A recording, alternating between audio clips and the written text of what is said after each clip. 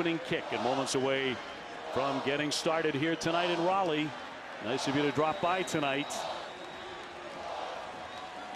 A lot of action, of course, in the conference earlier today. Clemson just pulled out a close win against FSU. Pitt fell today. Upset loss against Miami. Wake Forest continues to roll. They remain undefeated. Yeah, they've been outstanding, especially on the offensive side of the ball. Knight back into the end zone, and out it goes. They'll bring it out to the 25. Let's get on to Kelsey. Well, Dave, NC State coming off a tough loss last week, as you guys mentioned. The emotion in the locker room after that game was really high, but they channeled that this week at practice and have a lot of confidence heading into this game. It all starts with their quarterback, Devin Leary, who's been putting up impressive numbers lately. He said his goal is to continue to play consistent football and be the best possible leader he can. He says you win some, you lose some, but you always think about the opportunities that lie ahead and don't take anything for granted. He said there's always an opportunity to respond to a loss. Well, he's always been an efficient guy, but he's on an amazing roll as far as that's concerned. He wants to put it in the air. He wants a chunk right away, and he overthrows his man. And a flag down, and immediately a penalty. Emezie, the intended receiver, but it'll be interference right away. It looks like Emezie gets grabbed. It's pass interference, and Devin Leary overshoots him, but I think the penalty is wide. Holding defense number 14. It's a 10-yard penalty. First down. Yeah, you see Emezie, who's a big physical receiver, bit of a stutter go. You just see he's getting held. And then Leary, bit of a shot up high from behind at the end of that one as well. Yeah, by Peterson.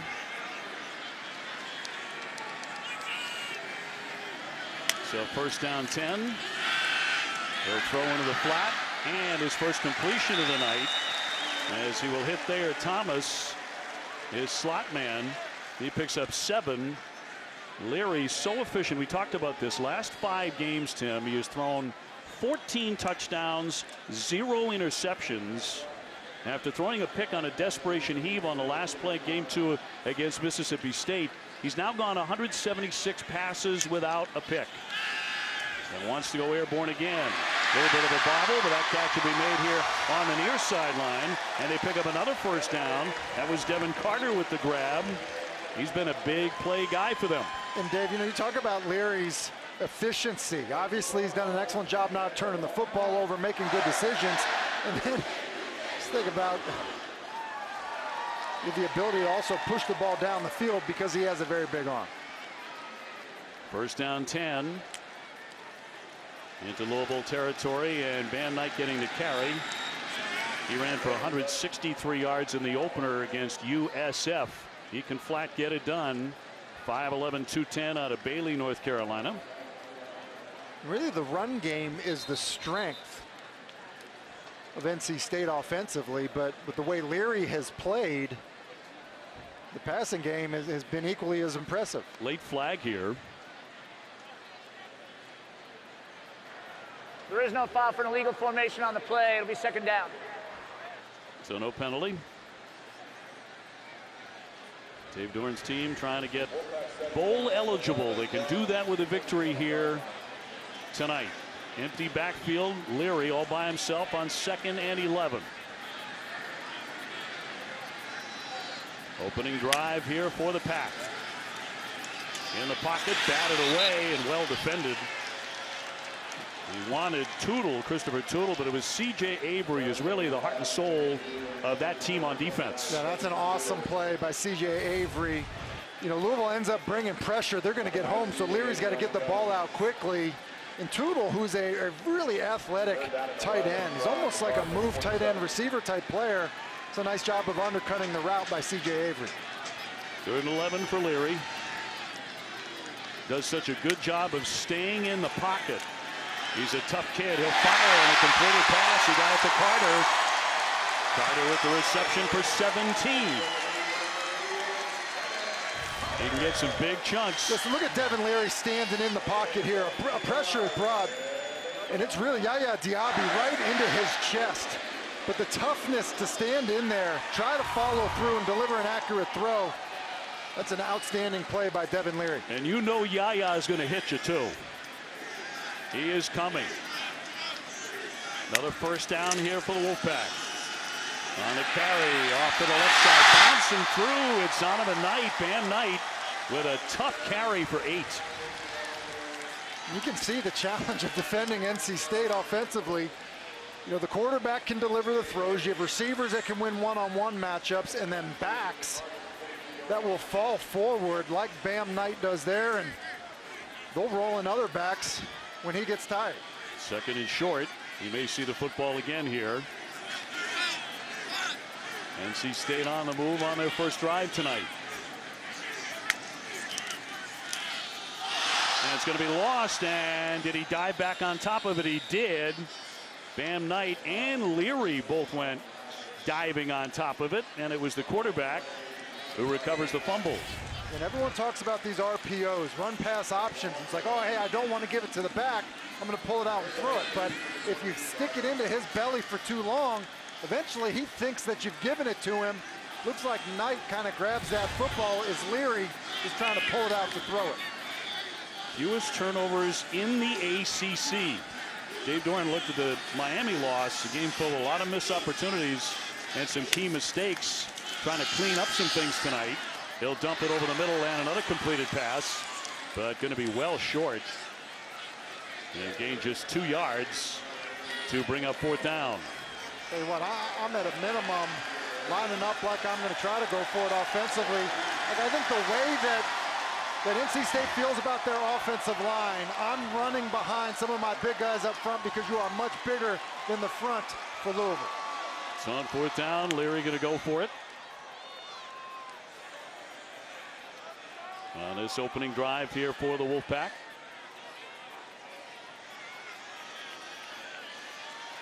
Leary 6'1", 210 pounds. Going to hand off, stacked him up initially, and he dove ahead. I don't think he got it. He did not. Denied on the first down marker. Dorian Jones there to make the big stop. And it looked like, you know, NC State wants to run the ball left behind their left side of their offensive line because they're outstanding. With the way Louisville was aligned, I think that's why they went with a double cadence.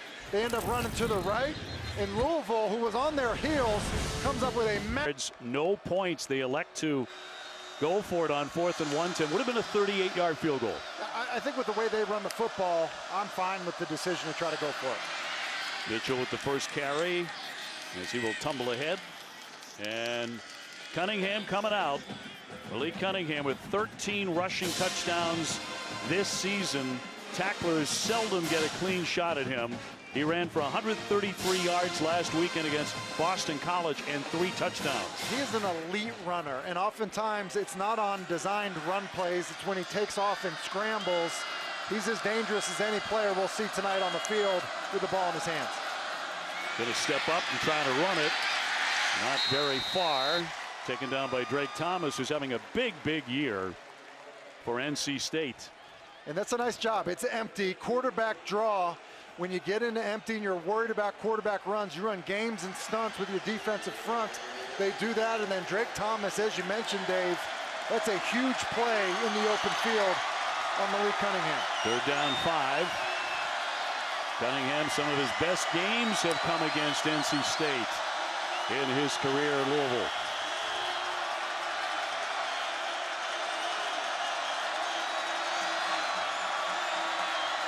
Facing his first key call, first key decision tonight. On the snap, they'll fire, and a completed pass. Got that one to Jordan Watkins, who's been his #1 wide receiving target. He'll move the sticks, a 7-yard gain. Yeah, just a simple curl route outside, and you see the underneath coverage squeeze the underneath route. Look at Cunningham's feet, kind of all out of whack. I mean, he's not stepping anywhere near where he's going with the football. I think he made that decision late, kind of decided to get it out there with all arm, which he's talented enough to do. 1st and 10. They'll use those legs again. First down and then some across the 50. There's a flag down in the backfield. But a big gain there of 18 yards for Malik Cunningham. But a couple of flags dropped. 8:59. Ruling on the field that the runner was down before the ball became loose. Holding offense number 56, 10-yard penalty, first down. The hold on Renato Brown is the call, the right tackle, and you know, he ends up, as the quarterback escapes, you know, part of the challenge ends up being you think your quarterback's going to be in the pocket, but because the protection is blitzed, just doesn't let go in time. With a quarterback that fast, you can let go. But that right there is a good example of the problem defending Cunningham, Dave, because you blitz the protection. You get a free runner into the backfield, but it doesn't matter because he is so fast, he still is able to get outside the pocket, and now all of a sudden there's even more room for him to create because you brought pressure. Isaac Martin, the fullback, along with Mitchell in the backfield with Cunningham. On the handoff, big hole opening up there. Mitchell will be taken down after picking up a first down and a lot more for 31 yards. It's a really good job of pressing the hole before you wind it back by Mitchell. You know, he's essentially pushing to the left side, and then he's going to cut it back to the right and essentially get Skinny right off of the blocks of the guys up front. They had a tight end backside. He's able to get up in there and then just get vertical as fast as you can. It's been a dependable back, kind of solid all the way around. Yeah, that's how they describe him, the coaches, Mr. Dependable. Off the play action, plenty of time here for Cunningham. Long throw, and a spectacular catch. A sensational grab.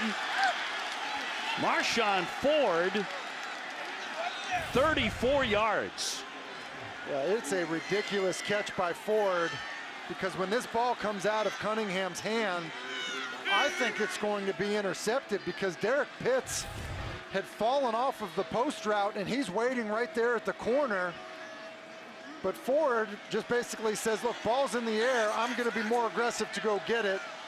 What a play by Marshawn Ford. All the way down to the 8-yard line to bring a first down and goal. Louisville immediately knocking on the door. And the quarterback will try for the sideline, still on his feet, trying to tiptoe in, but he stepped out right around the 3 and a 5-yard gain.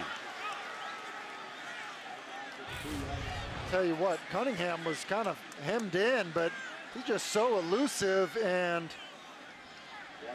just his left foot barely out of bounds. I think he thought that maybe he even was able to stay in. You see it, you know, there's pursuit behind the line of scrimmage. Cunningham could still make a mess. Cunningham with very warm memories about NC State 2019. He had 4 touchdown passes in a 34-20 victory that clinched bowl eligibility. He's going to roll with it. Going to try to cut back inside, but nothing doing there. Drake Thomas to take him down, and going to lose 4.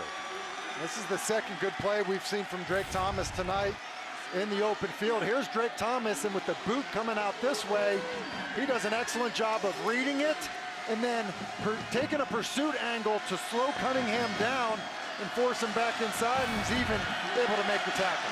So 3rd and goal at the 7.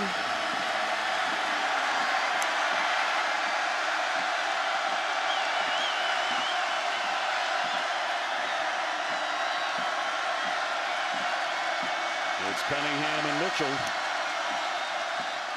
Quarterback will keep it, cut back right, looking for the end zone, takes a knock, still on his feet, diving for the goal line, and came up short.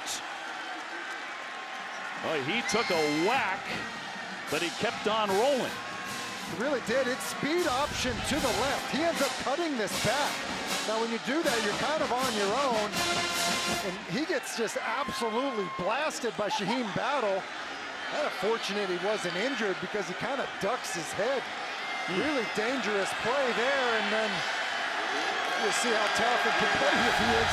Nearly able to get it in. Going to go for it here on 4th and goal at the 1-yard line. Louisville trying to punch it in.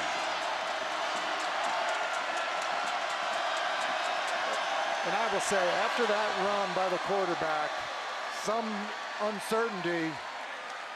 Yep, and they take a timeout.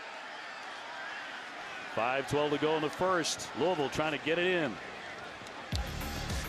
ESPN, home of the college football playoff semifinals. Friday, December 31st on ESPN.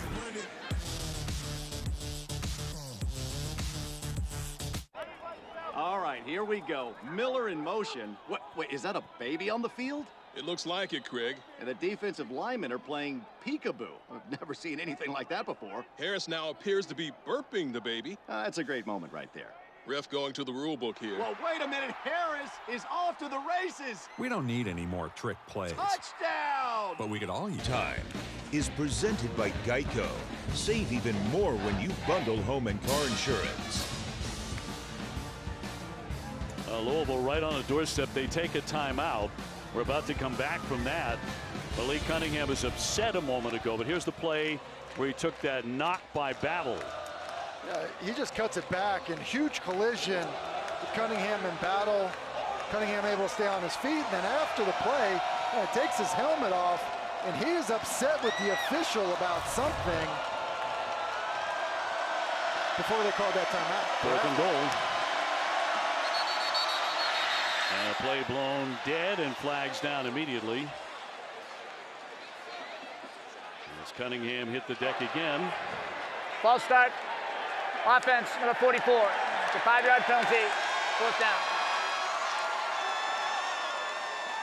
It's a false start by Sherman. I think you got to kick the field goal now. I think you probably felt like you were in a pretty good spot, at the one with a quarterback that's as elusive as Cunningham. But a penalty like that, and Dave, we've seen it here at Carter Finley Stadium. It is a good environment. It is hard to communicate for teams that come in here on the road, and that's a costly penalty by Louisville. So this will be a 24-yard field goal attempt by James Turner, the sophomore, to get the ball on the board, and he did not get it. Off to the right, he missed it from 24 yards. So nothing doing for Louisville either. Take a look. It seemed like a good snap and hold, and that's a really, really bad sequence for Louisville. And look at Dave Dorn. He's thrilled about it because his team goes for it on 4th down. Ball gets driven down the field, and to come up with a stop when you were defending, your own 1-yard line, get the false start penalty and miss kick. I think Dave Dorn's got to be thrilled with that outcome after seeing what he saw from Malik Cunningham, that Louisville offense. So 9 plays, 72 yards, and a missed field goal. After the Wolfpack started the night with 9 plays, 53 yards, and stopped on downs. And to keep it on the ground here for Ricky Person. Ricky Person still churning.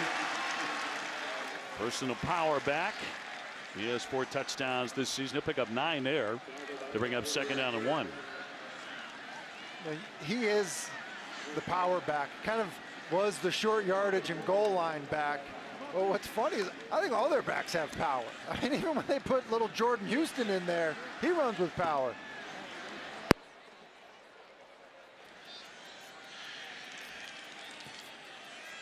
Second down short here for NC State. And a handoff for Person. Person dives on ahead for 1st down. Clark and Desmond Tell combining on that tackle. And Miami did not allow the NC State tandem of Knight and Person to do a whole lot of damage last week, and Person only 54 yards. Knight 21 carries, 83 yards, and a flag down. Knight did not score in that game. Snap infraction. Offense, number 50. 5-yard penalty. 1st down. This is pretty funny here. Grant Gibson, who's a really good player, number 50, the center here. What? I'm gonna snap it. No, I'm not gonna let it go. It's a terrible feeling because there's no hiding. One, you're a big guy. 2, you've got the ball in your hands. 6'3", 305. I think everyone can tell it's you. 1st down 15. There he dumps it over the middle and complete. They will not use the tight end all that often. This time they'll go to Tootle, who is 6'4", a 7-yard pickup. Let's go down to Kelsey. Well, you guys are just talking about Grant Gibson, and when you ask anybody on this team about him, their face just lights up. He's one of the leaders, one of the captains, and one of the people that this team really, really looks to in all situations. He's always got a smile on his face, and they said that makes a big difference on tough days. 2nd down 8. Leary takes a pretty good pop there as he twists and knocked to the deck by Dorian Jones after he gains 3. And, you know, it's funny just to finish up on Grant Gibson. He's one of these guys that moved positions from D-line to center. He's been a heck of a player. As you see Leary take a bit of a shot on that scramble. He's been an outstanding leader, and I know Devin Leary probably thrilled to have the defensive lineman convert over to the offensive line. He's been really good and got a bright future. Yeah, Gibson, the junior from Charlotte, incredibly popular on campus.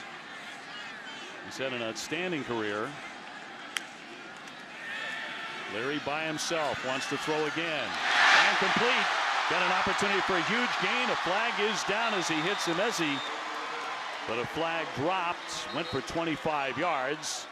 We'll see what the penalty is. What's interesting is there was a lot of grabbing going on with Trey Clark. Holding.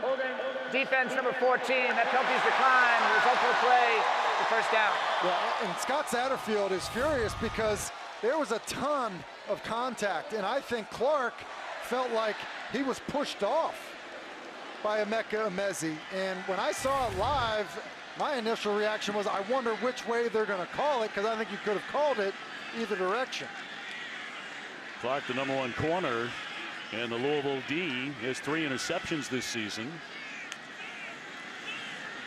Person, well, they found him very quickly. No guesswork at all. Yasser Abdullah, and drops him for a 5-yard loss. He wasn't going anywhere. Abdullah able to just sneak through there. You go back to, this is what I'm talking about. Look at the top of the screen here, and just look at the contact from start to finish. You want to say Clark's got his hands on him, sure, but there's also ends up being a push off, and so I'm probably okay with the call. If you're pushing off a guy that's holding you, that's what you're coached to do as a wide receiver. Because I think the officials end up getting that one right. Emezie, the all-time leader at NC State in receptions, and a marvelous career. The senior came into the game with 37 receptions. Oddly enough, only 1 touchdown. Empty backfield here, and a timeout.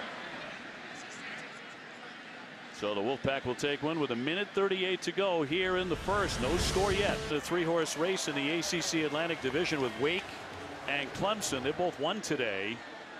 Toughest part of the Demon Deacon schedule comes up in their last 3 weeks, but they remain perfect. 1:38 to go here in the first quarter. No score. Devin Leary. He's going to heave this one. Long pass to the sideline and incomplete. And intended for Lassane. Did not make the play. Covered by Clark very well. Yeah, and it's a nice job of adjusting to the football by Clark. And, you know, you'd like to see Lassane, if you're Devin Leary, leave you a little bit more room to the sideline. Kind of gets walled and pushed to the sideline by Clark. It's a good play on a ball down the field. Something that NC State's been really good at doing because of Leary's arm and because of the size and physicality of the Wolfpack wide receivers. On a 44 of the Cardinals. Big 3rd down and 15 for Leary. Showing off the strong arm. This time going short. Complete to Person. Person cutting to the outside. Upended as he dives across the 20-yard line for a 25-yard pickup. It's a really good call by offensive coordinator Tim Beck. It's almost like an angle screen because they're going to release Grant Gibson out in space. The defender actually falls down and doesn't even need to get a block.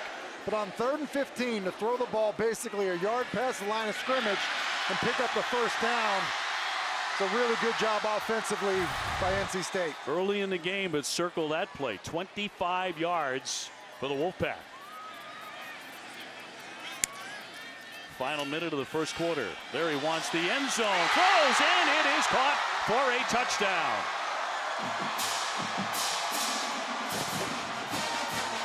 Emezie in the end zone, his favorite target from 19 yards. Just his 2nd touchdown of the season. But it puts NC State in the lead 6-0. It's interesting that it's only his 2nd touchdown, Dave, because we've seen him. He's just so big and strong and fast. Creates such a matchup problem that when he gets one-on-one coverage, I think Devin Leary always has the green light when he sees that. Christopher Dunn on for the extra point. He's now NC State's all-time leading scorer and sticks that to make it 7-0. What I mean about when he gets one-on-one coverage, he's got the green light. I think that NC State has a run called here. And this safety is going to rotate back to the middle of the field, which means you have one-on-one coverage out here in a go route by Emezie. So it's man coverage in a go route. Defender's back is turned, and Devin Leary is looking for that at all times. Greedy Vance Jr. has got his back turned. And Devin Leary's just going to throw it right to the back of his head, and Emezie, who's going to hopefully give late hands and eyes, make a play on that football. It's a really well-thrown ball. It's an excellent route. It's a pretty impressive score by NC State. Nice drive, 9 plays, 80 yards, 4 minutes, 21 seconds to the end zone. You know, and I think a pretty good response by NC State offensively. You know, Louisville done a good job defending the run, being really aggressive defensively. But you think about that screen, Dave, you mentioned it, kind of mark a significant play, 3rd and 15, to pick up 22 on a bit of a screen, and then follow that up with a back shoulder throw. Nice response by Devin Leary and crew. Hassan Hall back in the end zone. He's going to take it out across the 10, looking for the 20-yard line, and got a yard beyond that for a 21-yard return. And for more on Malik Cunningham, it's down to Kelsey. Well, you guys, you saw the emotion from Malik Cunningham after that last drive they had. Obviously frustrated that they didn't get any points on the board. He went up to each of his offensive linemen, looked them in the eye and said, "We're good. We're going to get it. That one's on me." I talked to him this week about being a leader and what it means to him. He says the guys look to him, how he handles himself. He always tries to be positive and keep a smile on his face. His head coach, Scott Satterfield, said it's one of the biggest areas of growth he's seen from his quarterback this year. I would say there's no question, Kelsey. Everybody knows who the boss is. And what's great about him kind of developing that aspect of his leadership is he's kind of been a fun-loving guy, but I think he's played enough football now to realize everybody's looking at him to see how they should react to some of these situations. And look, he does so many things well just as a player. His ability as a runner, he's an elite runner. He is an accurate passer. He's smart with the football, generally speaking. And you know, and I think that if he can take that next step as a leader, I think there's a lot of guys on this football team that'll follow him. You're hearing more comparisons to the great Lamar Jackson these days for Cunningham, kind of in the early stages of those comparisons. Talking about one of the all-time greats. He's going to be flushed out of there. Heaves it up and incomplete. Good pressure on him by Levi Jones, which could be a name, if things are going well for the Wolfpack, it will be a name we'll call a lot tonight. Yeah, and Levi Jones, 31, he's a guy that they feel like can run with Cunningham. Look, he does a nice job of keeping contained. Look at that, just the explosiveness and the ability. You could see why, Dave, as you said, they're excited about him at 6'3", 227. You could see the burst and explosion. He's able to keep Cunningham inside the pocket and force him to throw that one away. 1 second left for the end of the first. 7-0 Wolfpack. Cunningham taking the snap. Some heat on him. A long pass, and it's going to be caught. It's Watkins down the sideline. No one near him. He's into the end zone from 76 yards for a touchdown. He takes it to the house. My goodness. With 1 second to go before the end of the quarter, a 76-yard heave, which quiets the building. I mean, quiets the building is right. You're getting a pressure from off the edge. Safety's coming over the top. And this just ends up being a remarkable job of Cunningham of standing in there, and then the receiver, Watkins, just anticipating the fact that Tanner Ingle's going to be flat-footed, and just keep your speed up. Cunningham lays it out there for Watkins to run underneath it. That is a big-time play by Malik Cunningham. And we are tied 7-7. Talk about a lightning strike. With 1 second to go at the end of the first quarter, this is what happens. And into the blitz, a beautiful throw. And Louisville with a response right at the end of the quarter. Middle there, Jordan Watkins catching a 76-yard touchdown strike from Malik Cunningham. What a play to tie this game 7-7 as we get the second quarter underway. An outstanding play, and I just thought there was a chance they would just take it to the quarter, but clearly looking for blood. And from the 4, shredding a couple of tacklers, spins around, almost got to the 30-yard line, 25-yard return. Cunningham is going to get credit for the touchdown, but from the center over, they're responsible for those 3 guys there. Ends up being a corner blitz. So I want you to watch the left guard, Caleb Chandler, as he ends up blocking the defensive tackle. Look at him look up and take the hit off of his quarterback. It's a 76-yard touchdown pass. It may end up on SportsCenter because it's a beautiful throw and a great catch. But it happens because of the play of the left guard, Caleb Chandler, who's really played well all season long. That's a heck of a play by the left guard. 6'4", 315, a junior out of Jefferson, Georgia. Cunningham, 4 completions of 70 or more. He gets off a long one. It is a long one. It's going to be incomplete by Leary. And good pressure on that play by Derek Dorsey. There is a flag down, however. Going to be a legal man downfield. It's an RPO. Leary ends up holding the football, and Bryson Spees is about 8 yards down the field. You know, when he throws, that's the challenge with these RPOs. If the quarterback gets stuck with his decision. There is no foul on the play for an ineligible receiver downfield. It'll be second down. So 2nd and 10 coming up. I don't know how there could be no foul for that. Literally, they have offensive linemen nearly 8 yards down the field. Well, they pick it up. Bam Knight in the backfield. Leary with pressure. He's going to be sacked on a play. No place to escape.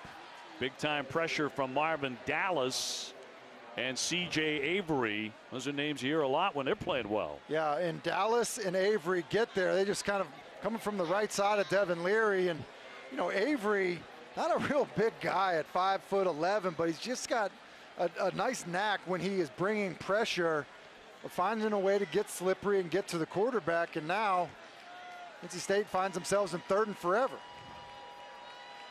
They'll go empty again on 3rd down and 17. Leary, once again very accurate, right over the middle for C.J. Riley. Riley is 7th catch of the season. We're talking about Avery, though, and he leads them in tackles. He's in fact led Louisville in tackles each of the last 2 seasons. He is #1 again this year. If there's one guy defensively they can't do without, it's him. It's a great point, Dave, because, you know, I think they've tried to identify and, you know, figure out how they're going to change the identity of the defense under Scott Satterfield. And, you know, Avery has been a player that's really done a nice job of being the leader and kind of taking charge of that group. Watkins with a fair catch. Just caught that ultra long touchdown pass that goes for 51 yards. You know, Malik Cunningham, we mentioned it at the beginning, Dave. He's just a really unique player because he's an accurate passer, can push the ball down the field. He's so dangerous with the ball in his hands. It's almost like you have to hold your breath because you don't know what will happen. And I think he has a deep ball thrower, not necessarily been great at throwing go routes, but threw a beautiful one there into the blitz. And when he gets rolling, he's about as hard of a quarterback to defend as you can find in college football. Well, Louisville wants to be a spread pro-style offense, but his ability to run that option, they've got a quarterback who can really feature that whenever they choose. Going to run right into the center of the line. Hall, no place to go. And a stop by Jackson, the defensive end. They're going to lose 2 yards on that running play. So 2nd down and 12. But you're right, Dave. You know, offensively, it's not like they call a ton of design runs for Cunningham. I think they called more of them this year than they have in years past. I think that's more because they're just trying to identify who their best football player, and it's clearly number 3.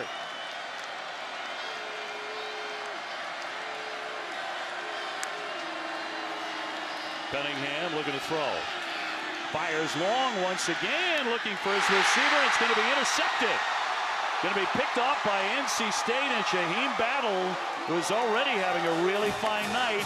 He wanted Watkins again, but it never got to him. You're exactly right, Dave. Going right back to Watkins. This time he leaves the ball inside, and it's a really good job of battle, of fighting inside. So after a big strike by Louisville, the Wolfpack it up, so it's back over to NC State on the 40-yard line. So Leary to run the offense and sails that pass out of bounds. He wanted Emezie again, who's already caught a touchdown in this one. Incomplete. You know, if I'm NC State, I'm thinking about maybe moving the pocket a little bit. You haven't really run the football all that well. Seems like you're getting a big reaction out of Louisville defensively, pursuing to the ball. A little misdirection, move the pocket play, kind of helped Devin Leary get into a bit of a rhythm. So a shot at Tim Beck there, the offensive coordinator. The offense has been really good winning time of possession. Well, they lost it last weekend against Miami. Airborne again, and his receiver takes a tumble, and no flag on the play. That was Devin Carter who went down, and they boo here at Carter Finley. Yeah, and it's one-on-one coverage. This time it's Carter. You see Chandler Jones is grabbing the back of Carter's jersey. I mean, to be honest with you, I think with his hands stuck out like that, grabbing his shoulder, I'm not sure how there wasn't a call there. You're not alone. 3rd and 10. Louisville needs to step up in the secondary, especially at the cornerback position, and for the most part, they have so far. Still at the 40. Leary throwing short. It's going to be broken up, incomplete. Again, Emezie, the intended receiver. Clark busts it up, though. When I just mentioned it, you're going to have these DBs step up, and Cottrell Clark does an excellent job of breaking on this football. It's left a little bit back inside, but look, we've seen Emezie run down the field on people, and so people generally respect his speed. But Clark did an excellent job of breaking on that football. Cardinals have beaten NC State in 7 of the 10 all-time meetings. The Bill 3-1 all-time in Raleigh. Watkins wants to run it out of there. Spins off the 20-yard line, but didn't get much. There is a flag. It came in kind of late. 45-yard punt to 7-yard return. 12-12 to go here in the first half in Raleigh. And knotted up 7-7. Dave O'Brien, Tim Hasselbeck, and Kelsey Riggs with you. During the return, legal block in the back. Receiving team number 8. 10-yard penalty. First down. Corey Durden talking about NC State's impact players.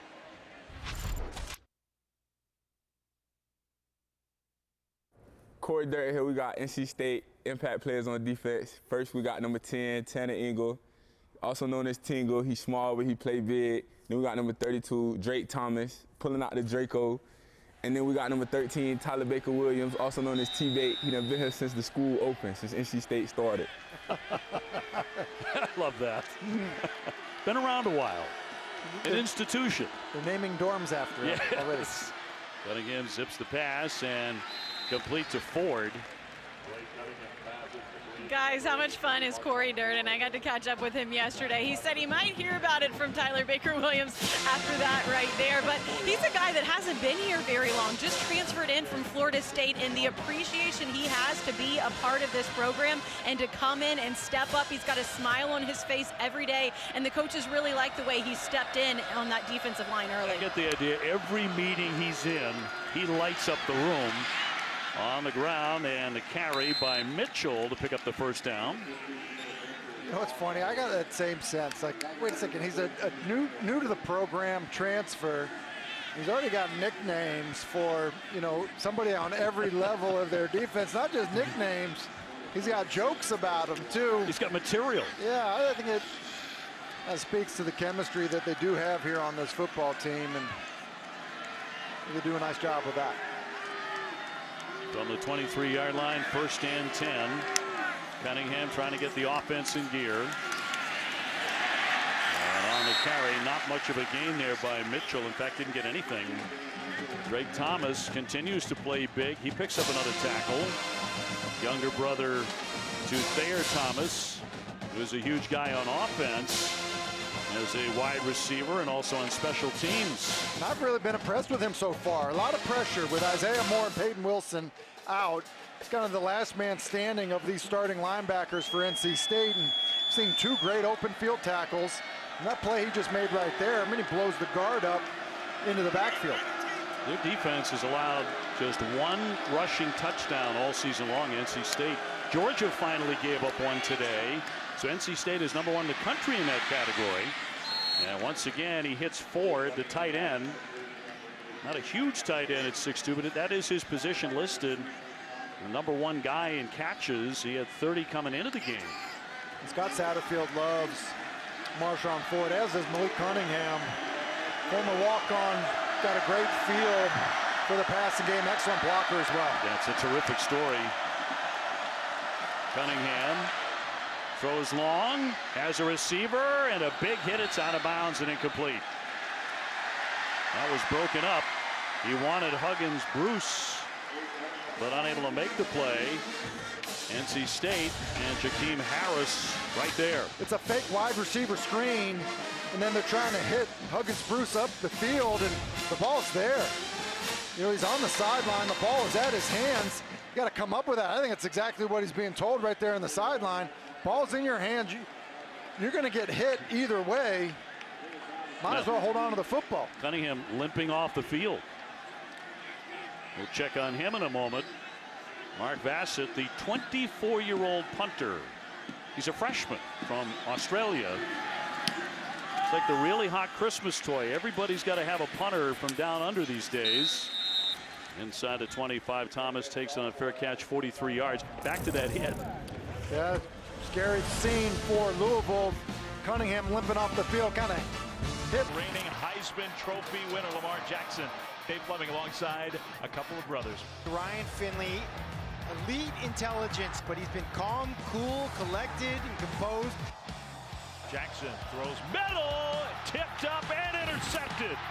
They haven't had a celebration like that in a long while here in Raleigh. Lamar's something else, but so were you and your brother. The Hasselcast? Is that what you're referring to, Dave? It was billed as the Hasselcast. I think they liked it, but they didn't like Matthew, and so they gave it to the Mannings instead. Yeah, I don't think that's going anywhere. No. First down and 10. On the carry, it's Bam Knight. You talk about Lamar Jackson, a Heisman Trophy winner, will be honored. His number 8 will be retired on November 13. He will join Johnny Unitas as the only other Louisville player so honored. He set 7 ACC records. He rushed and passed in both categories for over 50 touchdowns. Amazing. He was so good, so dangerous every time he touched the football. Well, I'm sure Malik Cunningham, when he hears some of those comparisons to him, he's got to feel pretty good about it. Sure, he's got to glow a little bit. On a quick strike, going to pick up the first down. Lassane again on the catch for 18, and they want to go fast here. Yeah, and we've referenced how tough Devin Leary is. Good job of standing in the pocket before he gets absolutely blasted by Cole coming off the edge. And his teammates say that he's Jersey tough. A nice job of hanging in the pocket so far tonight. Again, only 2 interceptions. Hasn't thrown one in 5+ games. Once again, trying to keep it on the ground, but stacked up big time. And Cole with the stop, that'll gain just 2 on the attempt by Knight. Dave, I don't know about you, but I'm kind of surprised at the inability to run the football so far for NC State. I mean, every time I feel like we've seen them, we're getting great movement from the guys up front. The backs are running hard, but Louisville is kind of undersized up front. Done a good job of moving around and creating disruption. Yeah, just 11 on the ground so far for the Wolfpack, although it's early. Second down 9. Leary off the pump fake, throwing short and connects with Emezie on the near side. Tackled by Clark after 4-yard gain. I think with kind of how things have gone offensively for NC State, found yourself in a third and manageable here, and the RPO game has been so good. So NC State would not be surprised if they call an RPO. And it looks like they're going to get all-out pressure from Louisville.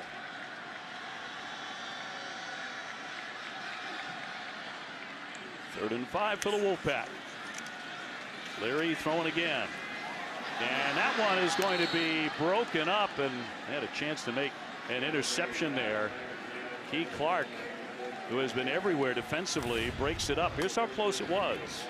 Yeah, it's another great job of Clark jumping the route. Think about it, early in the game, we saw a double move on Clark. He is an aggressive player, does like to jump things. But since that initial double move where he held Emeka Emezie, he's kind of been squatting on Emezie's routes and nearly comes up with a pick on that third down.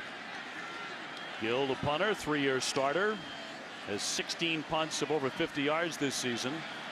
End over end. And a fair catch by Watkins at the 9-yard line. 40 yards. Great guest list for the Mannings tonight. You've reached Peyton and Eli. Leave a message. Hey, Peyton. It's Robert Downey Jr. I'd love to do a show with you and Shakira. Call me. Watch Peyton and Eli. You never know who'll drop by. So 40-yard punt. We're tied 7-7. Of course, Eli, a teammate of yours. Yeah, I never saw him do that, whatever he was doing there when he was a player. I think that came after his time. I'm also guessing he maybe had to get a little treatment after that. Yes, perhaps. I'm thinking that is my retirement dance. I'm happy no one's hitting me any longer. So Cunningham to get another crack at it. Cooley out of the backfield. He can be very elusive. Battle will lock him up. Let's go back 15 years now, you two, and this Halloween. I like my costume a little bit better than Eli's. Harder than you think to come up with a UPS costume, by the way, Dave. Is it? But the hair and mustache were real, and then Eli, not a bad Super Mario. The hair and mustache were the real thing? Well done. I mean, as far as we know. Somehow I think that's still in your closet. At a ground move here, and that's going to be Cooley. Stopped by Engel. Let's go down to Kelsey. Tim, that was you 15 years ago at Halloween. There are a lot of Halloween costumes here. Here's me 15 years ago. Little difference in us, Tim. I mean, an adult still dressing up for Halloween. I'm all on board. I don't know if you guys want to check my math on that. That might have just been a random Wednesday night for me, if I'm being honest. That might not even be Halloween. I'm going to go with that. Third down 4, tied 7-7. He's got Watkins in motion. Cunningham, all sorts of pressure, and incomplete. And good pressure by Levi Jones again. Corey Durden was all over him too, the FSU transfer. He's got to be really careful here. Cunningham's got a corner and a flat to his right. He's going to escape outside the pocket. We're probably going to see a shallow cross kind of come into our line of vision.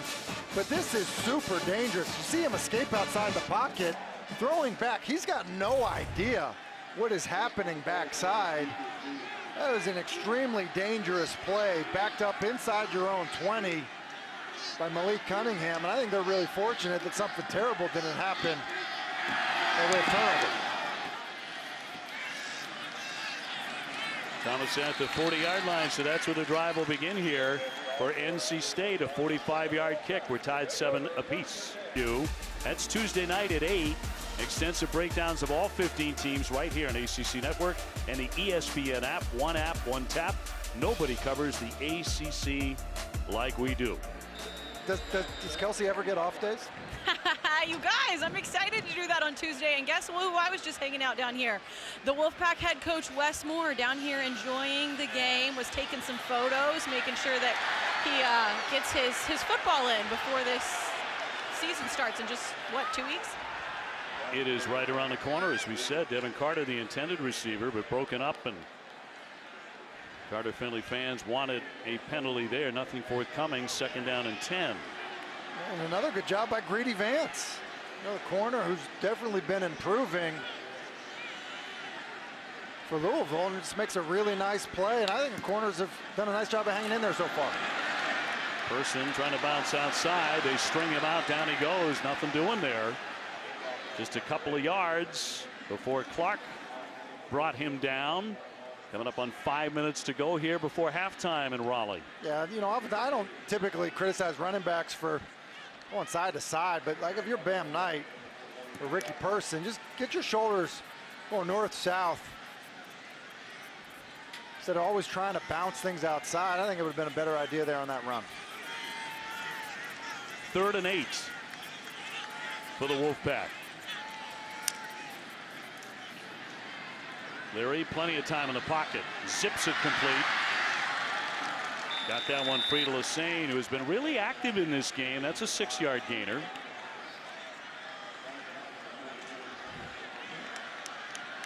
It looked like there was some uncertainty that maybe they were going to go for it. Look, NC State's trying to get Person out of the backfield on a bit of a wheel route, and it's not there, and he comes to the shallow crosses. And I think there's going to be a little bit of restlessness, the lack of offensive productivity so far from the Wolfpack.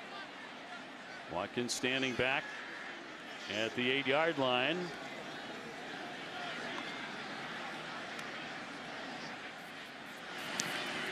Gill gets it away.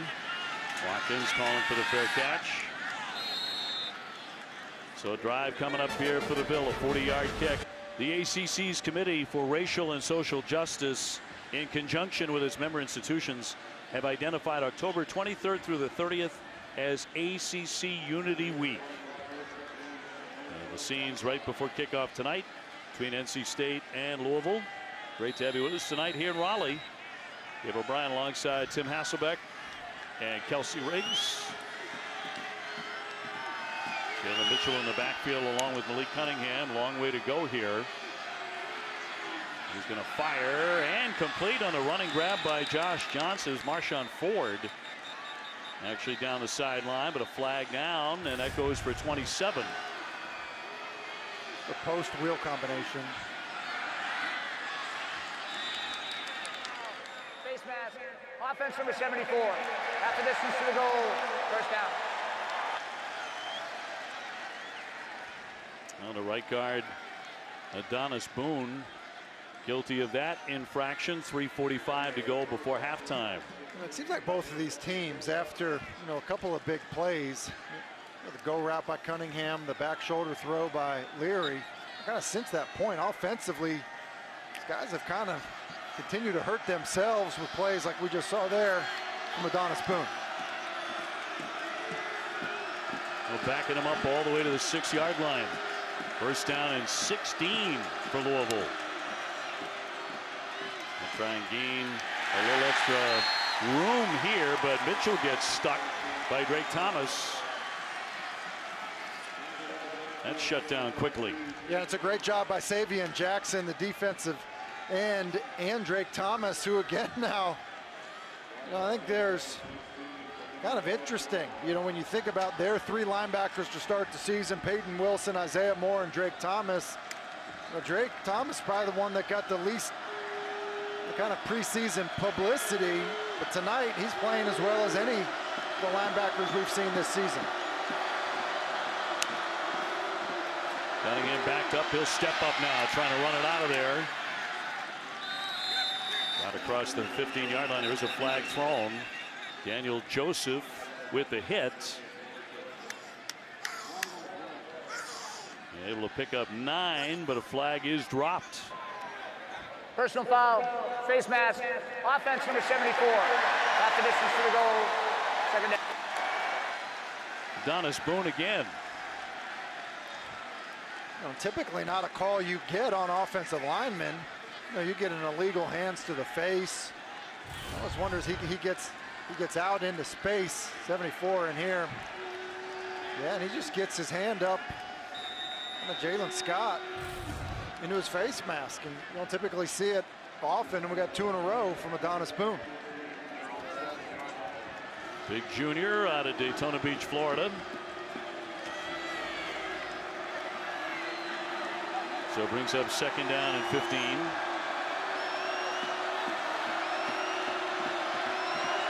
Backed up to the 7. Play clock is winding down, and that should be a delay. Or did they get a timeout? Before the snap, Louisville takes its 2nd timeout of the half. They do take a timeout. 2:13 to go. And a choppy end of the half, certainly for the Cardinals here. And coming up, the PNC Bank halftime report. North Carolina trying to upset the Irish. That one locked up late in the first half. Miami with a stunner against Pitt. And highlights and stats from our game with Jordan, Eric, EJ, and the coach. And how about that Miami performance against Pittsburgh? Because I think a lot of people had written off Miami, kind of struggling, and questions about Manny Diaz, but a heck of a performance against Pitt. And obviously Kenny Pickett been rolling. They're still 6-2 overall, but kind of wide open, especially when we look at these two teams right here. NC State and Louisville. This is a big one. And for NC State, a lot of what they want to do still in their control when you look at the rest of their season. How about the effort by Miami's freshman quarterback Tyler Van Dyke? He passed for 428 yards, 3 touchdowns today. Called his shot a little bit last week, and another good performance against a good quarterback today. 2nd down 15 here for the Ville. Cunningham trying to make some magic, but another whistle. False start. Offense, number 9. Half the distance to the goal. 2nd down. Well, this is ugly. Yeah, and listen, Scott Satterfield is generally a pretty even-keeled coach. Does a good job communicating with his football team. But this is maddening if you're a coach. You get 2 penalties backed up in your own end. Now you got an illegal procedure pre-snap penalty. And just look at the situation. In a tie football game, you need to get a 1st down and be able to punt the football to give your defense a better shot of going into half. It's all tied up. 2nd and 18. Mitchell with the carry. Trying to spin away. Savion Jackson with another stop. It's been a while since Louisville has played in an environment quite like this. And the noise could very much be a factor. 2:02 to go. Yeah, and it seems like it has been. You know, in terms of procedure penalties, just communicating, and you know, and I think because of how this drive has gone, I mean, look at it clearly. Dave Doran is saying, all right, well, we got him a 3rd down. Let's use a timeout and, you know, get a chance to get a stop here and potentially find a way to go into the half with a lead. Football spotted at the 11-yard line. 3rd down and 11 coming up here for Louisville. Trying to win their 5th game of the season. Had a couple of very tough losses. Barely lost to number 13 Wake Forest on a field goal with 22 seconds to play. And then Virginia rallied from 17 down to stun them 34-33. It is interesting when you look at some of their losses. Obviously, Ole Miss early on in the season. You know, we know Ole Miss is a pretty good football team now. But, you know, you look at the other two, against Wake and against Virginia. I think that's why there's some question about this Louisville team, about how good are they really? Sure. Because they could be 6-1. They sure could be, and 6-1 with a really, really talented quarterback. Well, crowd's been a factor, trying to keep being a factor. 3rd and 11 for Cunningham. Looking to throw, dumps it short. Hassan Hall's going to pick up the 1st down. Drake Thomas with the stop, but that's 12 yards, and they do move the sticks. And NC State just played so soft, and it was a little option route by Hall. Good decision by Cunningham to check it down to him, and then just too much speed and too much area to cover for Drake Thomas. That's a huge conversion, and if you're Louisville, I think with the way things have gone offensively, I would try to do the best I could to make sure that you just end the half with the football. Cunningham on 1st and 10. Got to scramble a bit now.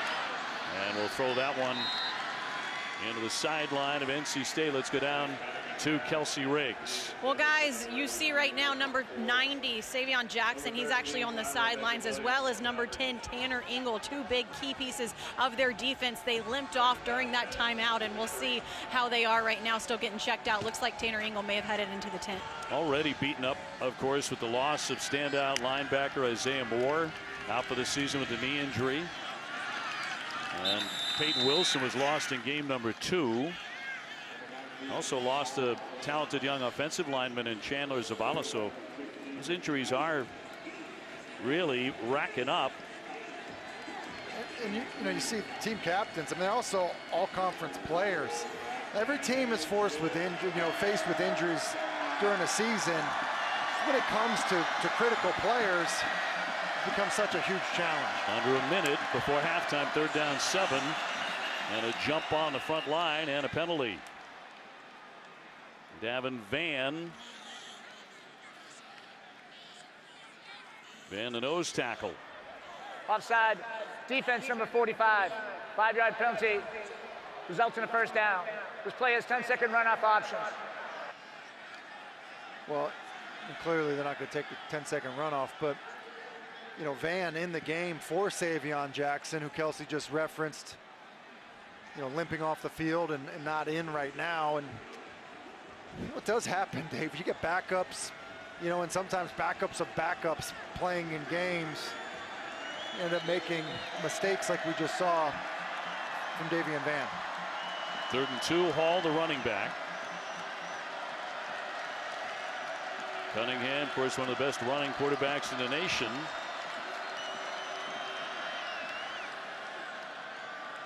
NC State takes its final timeout of the half.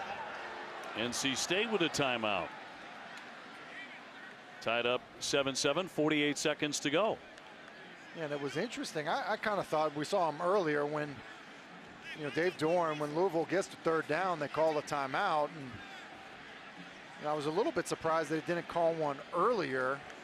And I think that this one was called more because of defensive confusion than the idea of, hey, let's use a timeout here, because you hold them, obviously you're going to get a chance to maybe come after a punt or at least get the football back. I think very surprising to you and I that there aren't more points up on the scoreboard. And I think it kind of started this way, Dave. You think about the early 4th and 1. That could have been points had you kicked the 38-yard field goal for NC State. They don't do that. That stop. And then you think about the missed field goal, and then, the explosiveness, we've seen that. But then it just, both teams kind of gone into a lull. And I think, Dave Doran mentioned to us, what we don't want to do is beat ourselves. And I think both football teams have done things so far since those big plays to beat themselves. Yeah, plenty of penalties, lots of flags here late in the first half in Raleigh. 3rd down and 2 coming up. I'm thinking there's going to be a lot of yelling at halftime, and just a hunch. You've been in enough locker rooms, you know what to anticipate. I think you're right, it's going to be in both locker rooms. Yeah. 48 seconds before the break. Fabian Cooley in the backfield. Cunningham trying to get through some tackles, and he does, and picks up a first down. Malik Cunningham on the loose, and he'll gain 5. And there's Tanner Ingle. Looks like he may be ready to go. Great sign for the Pack. Yeah, it is a good sign for the Wolfpack. And it also looks like with that first down, Louisville not going to be content with just ending the half of the ball. Going to throw that one short, incomplete by Cunningham. That's one he's going to want back. He's got a wide receiver wide open. Yeah, with Shea Wirtz. Yep. And I don't know what happened. Ball just came out of Cunningham's hand funny. But with a timeout left, 34 seconds left, kind of attack all areas of the field. And if NC State is going to play soft the way they did on that earlier 3rd down, it's okay to check the football down and let one of your guys run with the ball. Head coach Scott Satterfield calls the plays. 2nd and 10 for Cunningham. Wants to move again. Bangs ahead around the 40-yard line for a 5-yard pickup and shaken up. He's taken some knocks tonight. Just took another one and limping off on his knees. And I feel like, when he runs a lot, as we see Evan Conley, the backup, who's putting the headset down and about to get ready. I like the calm, by the way. Some guys sprint frantically for their helmet and the ball. Looks like he's be ready, but Cunningham, it just seems like he gets guys rolling up on him often. 2 years ago, he ended up wearing a knee brace for much of the season because, when he was a runner and fighting for more yards, he's so hard to get down. You just see guys end up kind of around his legs, and see Drake Thomas there as he's kind of holding on for dear life, gets tangled up with him.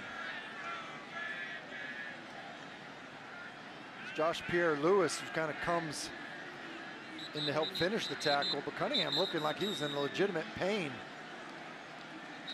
And now you think about it, Dave, Louisville calls that timeout, probably not knowing that the quarterback's down. Your quarterback's down and it's 3rd down, there's 24 seconds left on the clock. You might be okay just letting it go. Now you call the timeout, and if he can't come back in, which he can, it looks like he maybe will, you are flirting with the idea of putting in a new quarterback for maybe a critical 3rd down. I think Malik is showing you some real toughness in this game. With the shots he has taken, he remains in there. 3rd down and 6.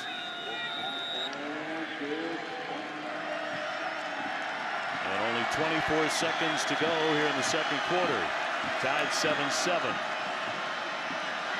It's Cooley trying to get outside. Tough run into 1st down. And they're looking like they're still going to go at this. 1st down, clock will stop until it's spotted, and looks like they're going to clock the football around midfield. Cunningham does. 17 seconds to go. All right, and you see, you obviously have the time. With 17 seconds and no timeouts, in this situation, really what you're hoping to do is give yourself an opportunity to kick a field goal at the end of the half. Working the middle of the field is fine, but you've got to be ready to sprint up to spike the football if you do throw it into the middle of the field. Otherwise, you want to work the boundary. And if you're NC State, the thing you can't do is let a ball get over your head.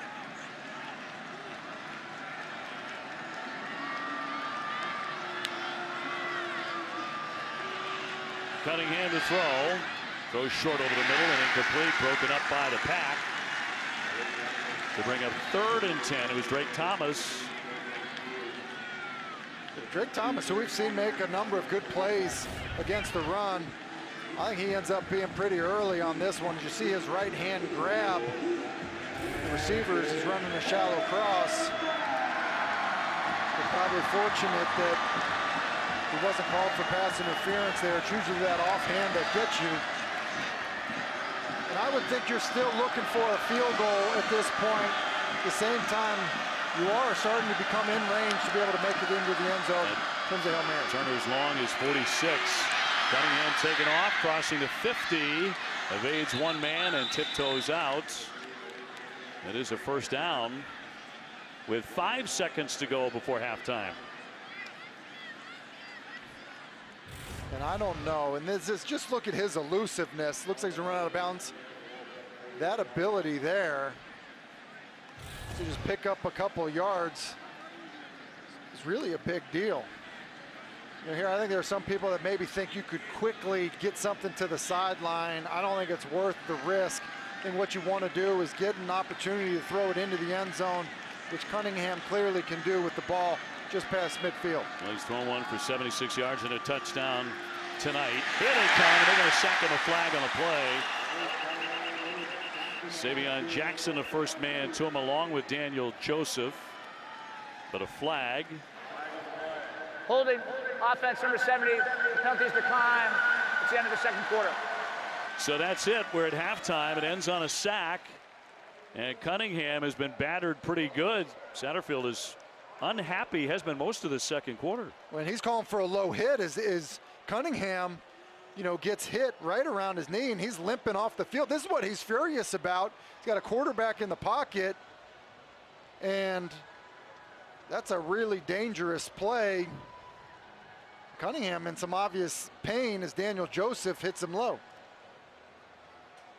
He took some shots, man, in the first half. Took a pretty good lick, but he is up and walking off. We're at halftime here in Raleigh. NC State and Louisville tied 7-7. Down to Kelsey with Coach Doran. Coach Doran, you knew you had some big holes to fill on defense, but your team has held them to just 7 points. What have you liked about what you've seen? Yeah, they're playing hard. They're tackling well. Obviously the quarterback's an issue when he runs around. They're giving us a chance to win. We got to figure some things out on offense right now. Speaking of that, struggled to find some rhythm there in this game offensively, especially running the ball. What changes do you need to see? Well, we need to get positive yards on first down. We're on 3rd and 10 all the time. So we got to get back to managing 1st and 2nd down better. Thanks, Coach. Yep. All right, tied for the fewest first half points for NC State. Two pretty good offenses, but defenses have been better so far. We're knotted at 7, and we'll be back with the PNC Bank halftime report. Correct. We expected high scoring. It has not been. That's all we talked about. This is all we talked about. Light up the scoreboard, and here it is, tied 7 apiece. Surprised by that fact? Absolutely. I mean, you have Louisville kind of marching up and down the field, not able to capitalize that one time, missing a field goal there, and then you see NC State, having some opportunities. Defense playing really well. We expected, Malik to be able to do his thing. He's been able to do that. Little shaken up there to end the half. Going to be interesting to keep our eyes on that. Took a few hits at points where we wondered, is he about to be injured? Is he leaving his game? And he kept coming back. It seemed like they weren't sure, are we going to try to score? Are we not going to try to score? They kept going back and forth, and before you know it, your quarterback crosses the line of scrimmage, gets blown up, and then he gets blasted again. And it really wasn't a true sense of what they were trying to accomplish as far as I could see. So that was kind of disheartening to watch that. Reason to celebrate any of the offenses so far and what you've seen. We're talking about this has been defense, battle of attrition, but there have been moments of good offense here, Coach. Well, Malik did have the touchdown bomb, and he threw the ball to Jordan Watkins. We could take a peek at this thing. You see the long bomb, and how did he get that wide open? We're going to see. They run a cornerback blitz, and the free safety comes over to make the coverage. And those guys usually are flat-footed. So most of the time when you get a corner blitz, you throw a quick little hitch to the guy as a side adjustment. Went for the home run. But he went for the home run because he knew if he stuttered his feet just a fraction, that safety was going to square off, launch it deep, touchdown. And we expect maybe more of some big-time plays from both offenses in the second half. But early on, there's been some misfires. There's been some big-time plays defensively. Coach Doran seemed like he was happy overall, but definitely felt like he left some money on the table. Even sounded like he expected to have a bigger lead. Let's get you updated on some of the other scores going on currently, and we'll get you caught up on what happened earlier in the day. North Carolina headed to Notre Dame. UNC trying to win for the first time in South Bend, 0-12 all time. Tyler Buckner, the quarterback in the red zone here, pass to Avery Davis, 7 yards, tutty. Irish lead 7-0. But the run game for UNC, Eric. Yeah, you like to see this physicality, big boys out running, getting guys on the ground, and a great job by Ty, just being patient, letting the play develop, and then making a big stretch, getting the end zone. There's a reason why the experts out west believe UNC could keep this one close, and it has been that. Here, a little bit of separation. Jack Cohen finds Kevin Austin Jr. for the touchdown. 17-13. Notre Dame leads UNC at the half. So, surprised by this score? Yeah, a little bit. I mean, when you see what the experts think, and you're like, okay, they know something. And UNC playing really well, playing very efficient. Sam Howell only missing one throw so far, using his legs as we've been so accustomed to seeing this year. But really, the defense, holding Kyron Williams in check, Coach, has been big. That's exactly what I was going to say. Defensively, Notre Dame especially shut down the run game. They had very few big plays against them in the passing game. And Sam really hadn't gone off as a runner like he normally does too. So, kudos to Notre Dame's defense at this point. In the trenches is where UNC would have to elevate their game. They would have to keep that pass rush, an aggressive one, for Marcus Freeman, the defensive coordinator of that Notre Dame defense. They have for the most part. There's been some hurries, but Sam Howell's been clean. And then on the other side, they've contained that run, and that's why this one is even. We'll see if that can continue on. Of course, we'll keep you updated. A little bit more to get to here in the halftime report. Devin Leary, Emeka Emezie. You've seen it a lot of times at the latest iteration. This one all knotted up. We'll be right back with more. Let's rip through some highlights. Miami taking on Kenny Pickett and the 17th ranked Panthers. Canes looking for another week and another upset. Early on, Kenny Pickett, Jalen Barton. Just really a pretty throw, drop back, let your receiver get past the DBs. It's an absolute dime, but a response by the Canes. Tyler Van Dyke, TVD, OMG. Miami leads 38-31. And here come the Canes. But of course, it's Kenny Pickett, coach. He's going to bring him back. Wrong. What happened? He misjudged where this guy was about to run. It looked like an easy touchdown, something he does over and over. And this kid, he made one bad decision, one bad throw the whole game, and it's obviously cost the game for those guys, unfortunately. Kenny balled, so did Tyler Van Dyke, but the Panthers CFP chase, those dreams crushed. Can Wake Forest stay alive? Can they stay perfect? Looking for the best start in program history if they can get to 8-0. Sam Hartman, that's a bad man, Emac. Yeah, you just ride that RPO as long as you can and then let it rip. His arm strength this year has been so impressive, but how about doing it with your legs, big man? They say black is slimming. Does it also make you look more athletic? Because I'll tell you what, Hartman looked absolutely that. Cool, confident customer. So cool to sheep count him when they sleep. Wake up, 21-0 at that point. Fourth quarter, Wake winning and winning big. He wants more. He wants Taylor Morin. Takes it in for the tutty. 4 total touchdowns on the day for Hartman. Wake improves to 45. Wake wins 45-7, improving to 8-0. Best start in program history. Talk about a performance. Sam Hartman, 400 pass yards, 3 passing touchdowns, 2 rushing touchdowns in a game.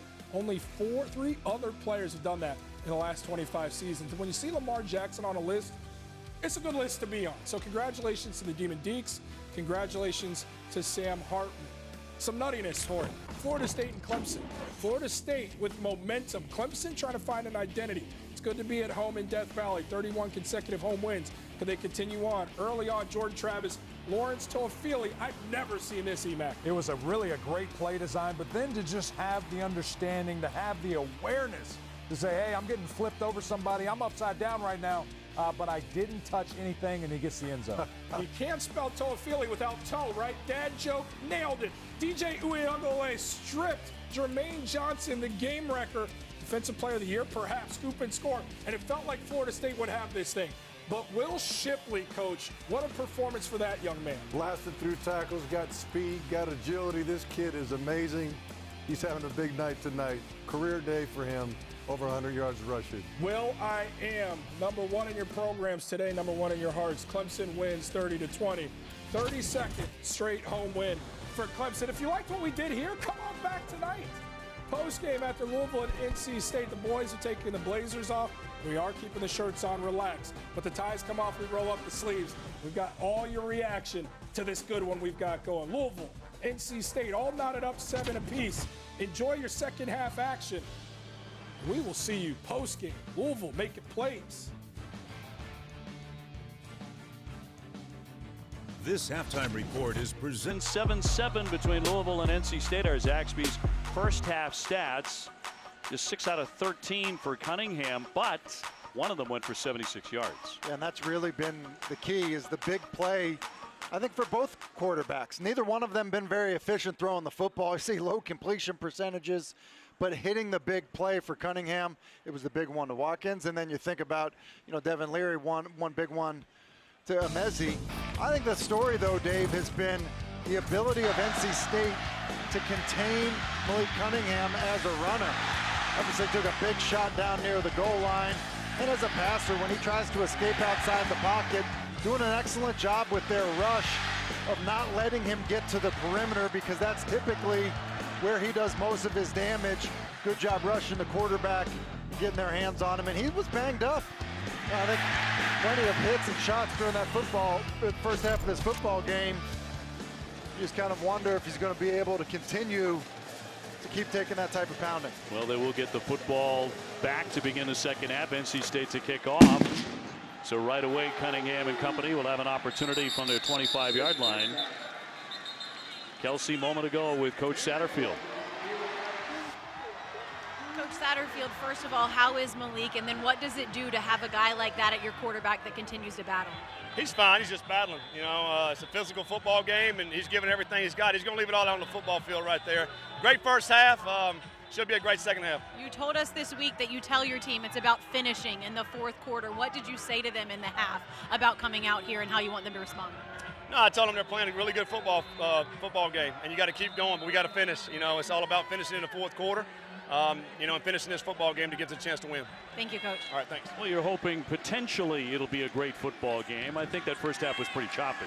There's no doubt it was choppy, a lot of, kind of self-inflicted wounds. Cunningham can change all that right away, winding up and connects. And a big strike to begin this second half. And a terrific grab and run by Marshall for 39 yards. Yeah, it's just a deep cross by Marshall, and they had a post going up over the top. It's a nice read by Cunningham, and good job also holding on to the football after the catch by Marshall. Good drive starter for Louisville. First down and 10 very quickly into NC State territory. And keeping it on the ground across the 30-yard line. That'll be Jalen Mitchell. He gained 6 yards in that carry. And Mitchell actually had a fairly productive first half in terms of some just natural productivity, staying on schedule. And I would not expect, NC State's hard to run the football on, that Louisville would kind of abandon it or get too far away from letting Mitchell carry the football. Mitchell, a freshman out of Rockledge, Florida, does have 3 touchdowns so far this season. He's going to get another one outside. Another flag down here. Saw too many of those in the first half, quite frankly. Tyler Baker-Williams forcing him out. Holding. Offense number 70. 10-yard penalty. Second down. So erase that on the hold by Trevor Reed, the left tackle. This goes back to kind of those self-inflicted wounds, Dave. I mean, you're 2nd and 5. Okay, Russ Grimm, the former great offensive lineman for Washington, who's now coaching the NFL, like, he hated holding plays on called runs. There's really no reason for it, especially if you feel like you have a good back. And that kind of fits that description. It's 2nd and 5. Look, if you don't block your guy, let your back make somebody miss. If he gets tackled at the line of scrimmage, you got 3rd and 5. Now we're sitting here at 2nd and 15. You'd be thrilled if you can even get back to a 3rd and 5. Heck, Louisville has 3 good backs, Mitchell, Hall, and Cooley. They can all get it done. Empty backfield here. And 3rd down 15 and another flag. And more whistles. Louisville takes its first time out of the half. So no penalty, but a timeout. Tied 7-7, just underway in the second half. Team, we've waited all year for this. Clock there. See the play clock, and we saw an interaction with Cunningham's almost like, hey, like, where's the play clock? Like, hey, here it is. There it is. And what's unique about that is we're in the 3rd quarter, guys. Like, yeah, got to know where the play clock is if you're the quarterback. They did throw a flag on a delay, but he got the timeout prior to that. But had to burn a timeout. Cunningham to throw and complete. Pretty good arm strength there. Picks up a first down. 14-yard gain as he connects with Justin Marshall. And you think about, look, maybe calling that timeout makes sense now. You pick up the first down. But in a tie football game, to take a timeout with that much time left, in the half, it was kind of an interesting, sequence of events. And well, it's downright fascinating that they're telling everybody, hey, there's the play clock, and it's the 3rd quarter. Well, I think they're telling the quarterback. Telling the quarterback. This is where it is. Down to 5 right now. And just got that one off. And staying on the ground once again. A carry by Jalen Mitchell. Tied up by Joseph. Back to the throw. Yeah, and it's a good job here by Cunningham. Kind of feet are a little bit out of sorts, but does deliver an accurate throw. It's just an in-cut to Marshall with an underneath route. And good job of catching it, securing it for the first down. And Pitts on the coverage and was just a little bit soft. Now it kind of at least puts Louisville in a situation where, they're close to scoring range. 2nd and 10. Once again, staying on the ground with Mitchell. Van with the stop, a pickup of 2. And I'm surprised that we haven't seen both teams as they've, kind of struggled to run the football to get a little bit more misdirection, by way of bootlegs and nakeds and things like that with quarterbacks that are either good at throwing on the run or running with the football. Well, the Cardinals have reached the 24-yard line of NC State. Opening minutes of the second half. Mitchell in the backfield. Cunningham throws, and behind his receiver, incomplete. He wanted Justin Marshall, but he was covered by Pitts. 4th down and 8. Yeah, Cunningham it seemed like he sped things up a little bit, was really quick with the football, Dave. Came out quickly and was kind of not synced up. The timing of the route from the receiver, and the ball is just missed too far outside. So James Turner on from 42 yards. His long this season is 46. He has missed a much shorter one in this game. And it is up, and that one is good. So Louisville strikes to begin the second half. They're on top 10-7 over the Wolfpack. Yeah, now I think when you look at NC State getting the football back now, Dave Dorn said going into halftime, he was commenting on these 3rd and long situations. You think back to Miami a week ago, I think they had 11 plays of over 3rd and 8+. Typically speaking, you're carrying 5 calls in for those situations, and you talk about struggling on early downs, and then average yards to go on 3rd down over 9 yards.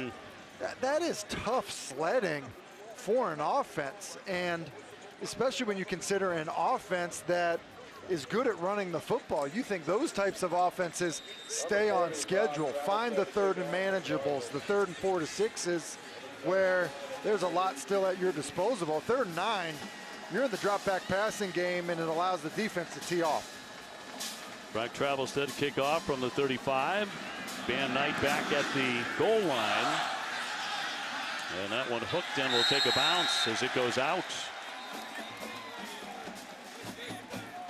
NC State to get the football back now, and the Wolfpack. Free kick out of bounds. Team will be NC State ball, the 35-yard. We'll get a little extra here out to the 35-yard line. Yeah, Louisville defensively, it's been probably the weakest part of their football team. That being said, they've been all over Devin Leary tonight, hitting him and hitting him hard. And then the secondary, who they need to step up, they've had guys play outstanding. It's been tight coverage for all of the night, and probably had a couple opportunities to come up with interceptions, but C.J. Avery, we've seen there, good in coverage, good rushing the quarterback, and then both Greedy Vance and Catrell Clark played well on the outside. So Leary back to work, and he's going to hand that one off for Van Knight. It's been tough sledding for him. That'll pick up just 1 yard. Dave, you're right. It has been tough sledding. And think how many times we've seen with this offensive line and these backs for North Carolina State, their ability to just have their way with the opponent running the football. Been impressed with the front of Louisville. Back to put Carter in motion. Who could be a big play guy, although had a tough weekend last week against Miami. Leary's going to step up and gun it. He connects with Knight. He's wrapped up. No place to go. Avery there to stop him after a 2-yard gain. Yeah, and this is a good example of rush complementing the coverage in the back end, because Knight is open right away in the flat, and if he can get the ball quickly, he's got room to run. But because Leary had to climb in the pocket because of the pressure, he's late getting the ball to him, which allows Avery to be right there for the tackle. It's a good defensive unit for Louisville. They had 6 sacks in their victory over FSU, and they have 9 interceptions, which is 14th in the nation. Leary, it's collapsing on him. He takes the hit. The football came loose as it was knocked out of his hand in the act. And Diaby there to grab it. Well, here's Diaby. This just ends up being a three-man rush. Diaby on the right side. And a three-man rush against 5 offensive linemen. Like, that's just not good enough if you're NC State offensively. With an offensive line that has this much experience playing together, that's been this good, that just can't happen in that situation. So we'll force the Wolfpack to punt. Trent Gill back at his 20-yard line.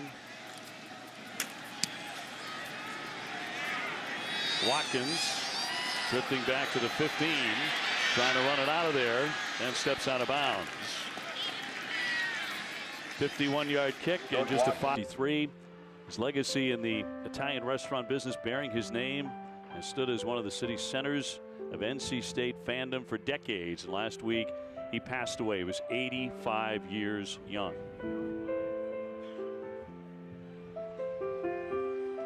And back in Raleigh, great to have you with us tonight on this Saturday, where Louisville has a 10-7 lead on NC State. Cooley's going to run it out of the backfield, breaks free across the 30, and pushed out into the bench of the Wolfpack. Chased down by Harris, but he's going to gain 17. That's really well blocked by Louisville up front. It's a nice job by Brian Hudson getting up to the second level. Nice piece of running by Cooley. You kind of see his shiftiness, why they are excited about him going forward.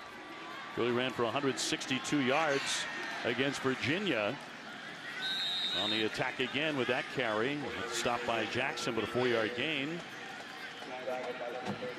See, this is where I think you got to come back with some type of bootleg, move the pocket, run the football well, picking up some good yards. You know, they run this kind of lead stretch, you know, run play, and it's kind of perfectly designed for some boot action to come off of it. And I'm a little bit surprised we haven't seen more of it.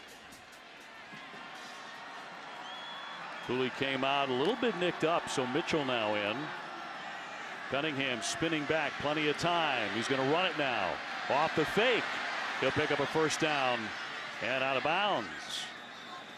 Malik Cunningham with the gain, 15 yards. Yeah, it's kind of a busted play from the snap. You know, you just end up saying, like, the fake ends up coming here, back ends up going the wrong way. You're faking the air. No one's got any idea what's going on. It doesn't help the route distribution. But here's what happens. You get Cunningham in space. It's essentially like a punt return with your quarterback in space on the defense. And Tyler Baker-Williams kind of doing the best he can to force him back in towards his friends without letting him get on the perimeter. But, man, so elusive. Yeah, he's moved it to the 45-yard line of the Wolfpack. Back to throw. Again, good time, but he's going to throw incomplete. Did not have an open receiver. He really didn't, Dave. I mean, it's a post kind of deep cross combination they had success with earlier, and that's a throwaway and a good decision by Cunningham. Coming up on 7 minutes to go here in the third. And Louisville by 3. 2nd and 10. And a handoff again and a big stick as they keep it on the ground into the hands of Jalen Mitchell. And it was Tanner Engel who they call the human missile. He's done that more than once. Yeah, he has been a human missile.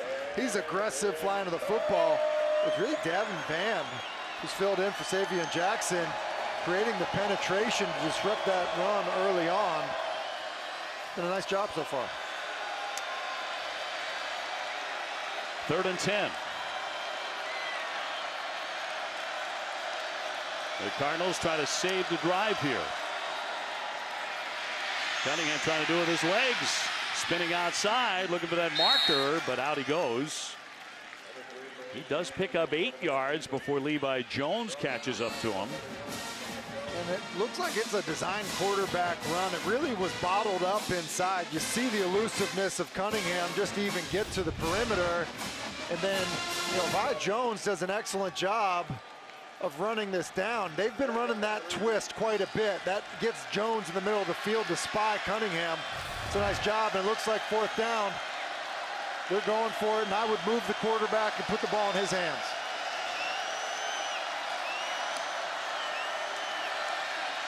Cunningham stepping up. Tried to elude the last man, could not do it, and he's going to be short. So unable to find that marker. It was Corey Durden who made the tackle to prevent it. It's Durden who make the tackle, but again, it's Levi Jones who's kind of retracing his steps. Here's Durden here, but I want you to watch on the left side of the screen, retracing his steps is 31, Levi Jones. As he climbs up inside the pocket, he pursues it as well, and that's just a good job of covering ground. You know, and that's both Durden and Jones. And Levi Jones, who they've had high expectations for. And Tony Gibson told us that he would spy Malik Cunningham, and I wondered if there was going to be a speed difference, and Levi Jones has upheld his end of the bargain. Going to be broken up on a short pass play that was intended for Emezie. And a stop by Key Clark. Well, they're trying to run a wide receiver screen, and Key Clark he just jumps it. It's a bad job of blocking on the perimeter.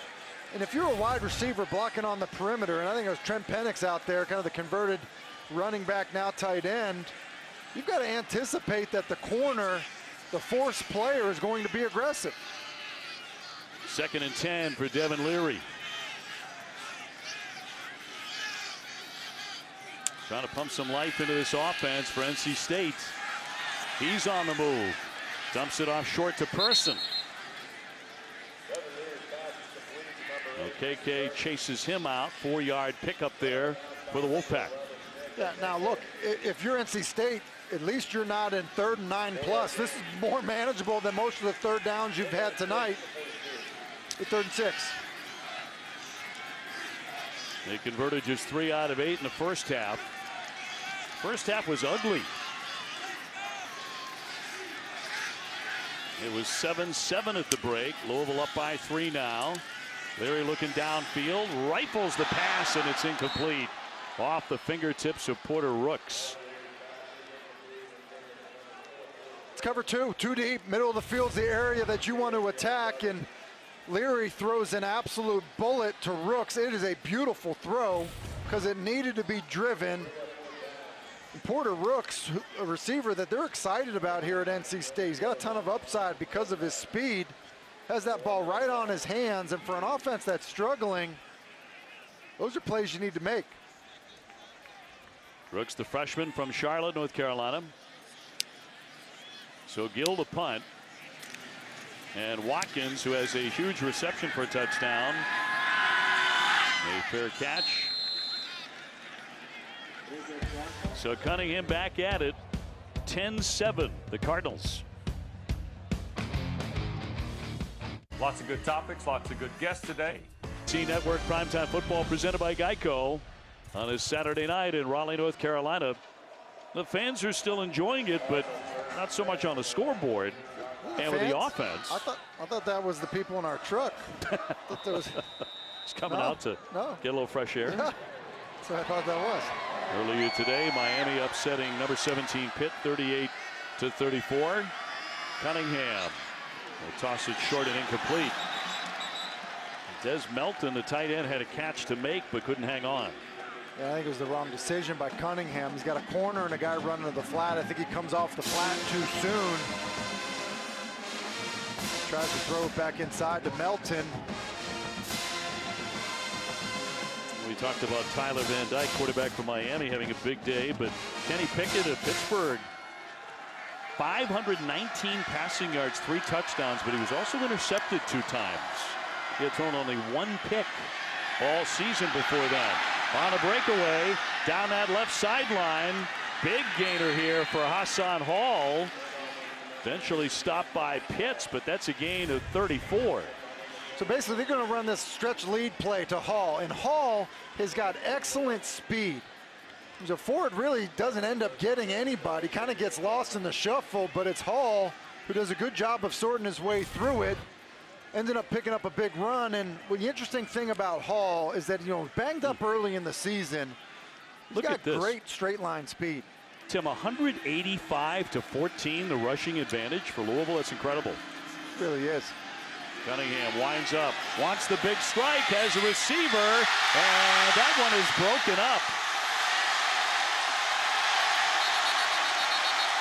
Intended for Harold. Aiden White breaking it up.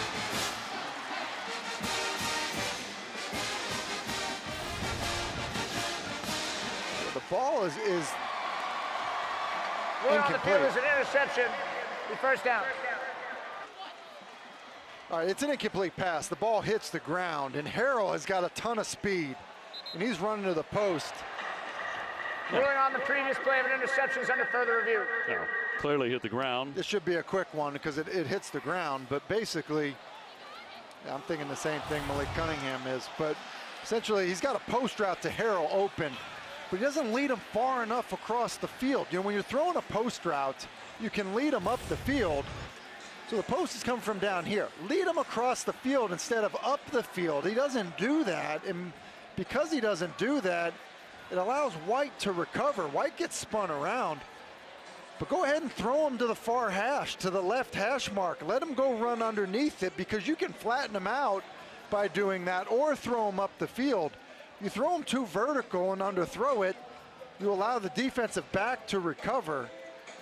Pitt's scooping it up, trying to sell it as a pick, but we had a very good look at it. After further review, the ball hits the ground, therefore it is an incomplete pass.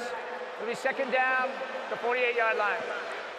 I think one of the things that's the right call. I think it was obvious, and it's good to have it be quickly turned around, but there's been so many opportunities that have been missed. You know, it's a great example of that. That could be a touchdown pass right there. But it's not a great throw. Or, you know, you get a big play and you got an offensive lineman grabbing a face mask, or, you know, you have a three-man rush and you allow that to get to the quarterback. I think both sides offensively have just really just prevented themselves from taking advantage of opportunity. Yeah, next to zero flow for both offenses. Slightly better, obviously, for the Cardinals, and they're trying to make it a lot better right now.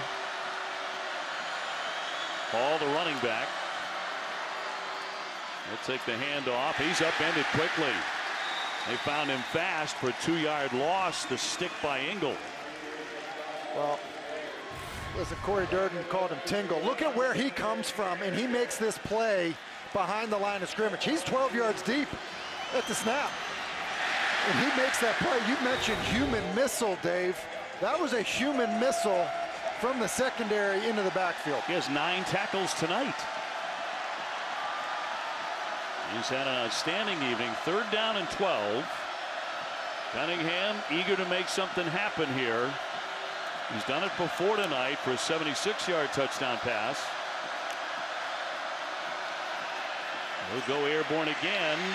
Goes short this time behind his receiver. It was supposed to be a short gainer, but unable to get anything out of it. Hassan Hall, the intended receiver. So on 4th and 12, they'll punt.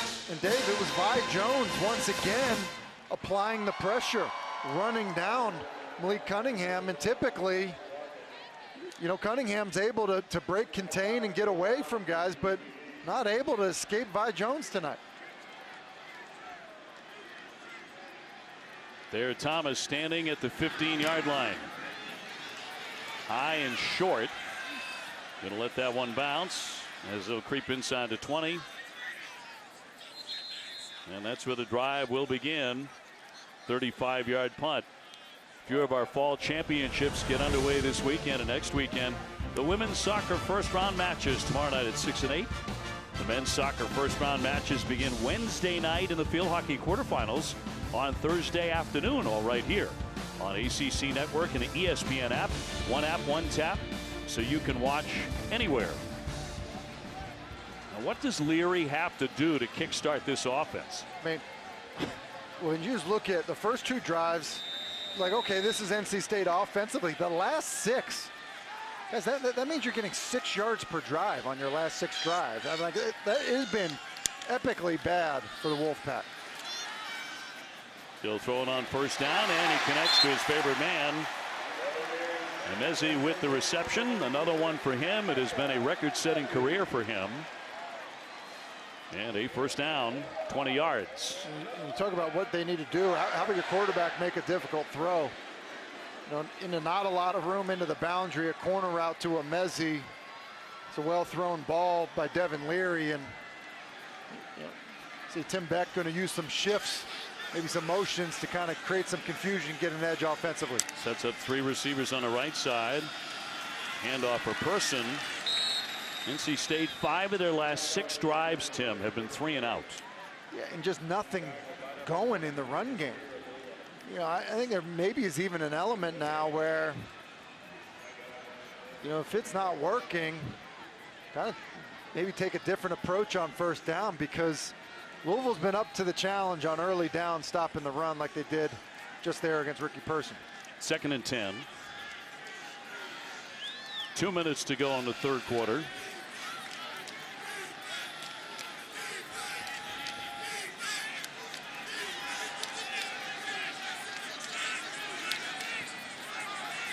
Leary from the shotgun, and flags being thrown here with 1:46 to go in the quarter.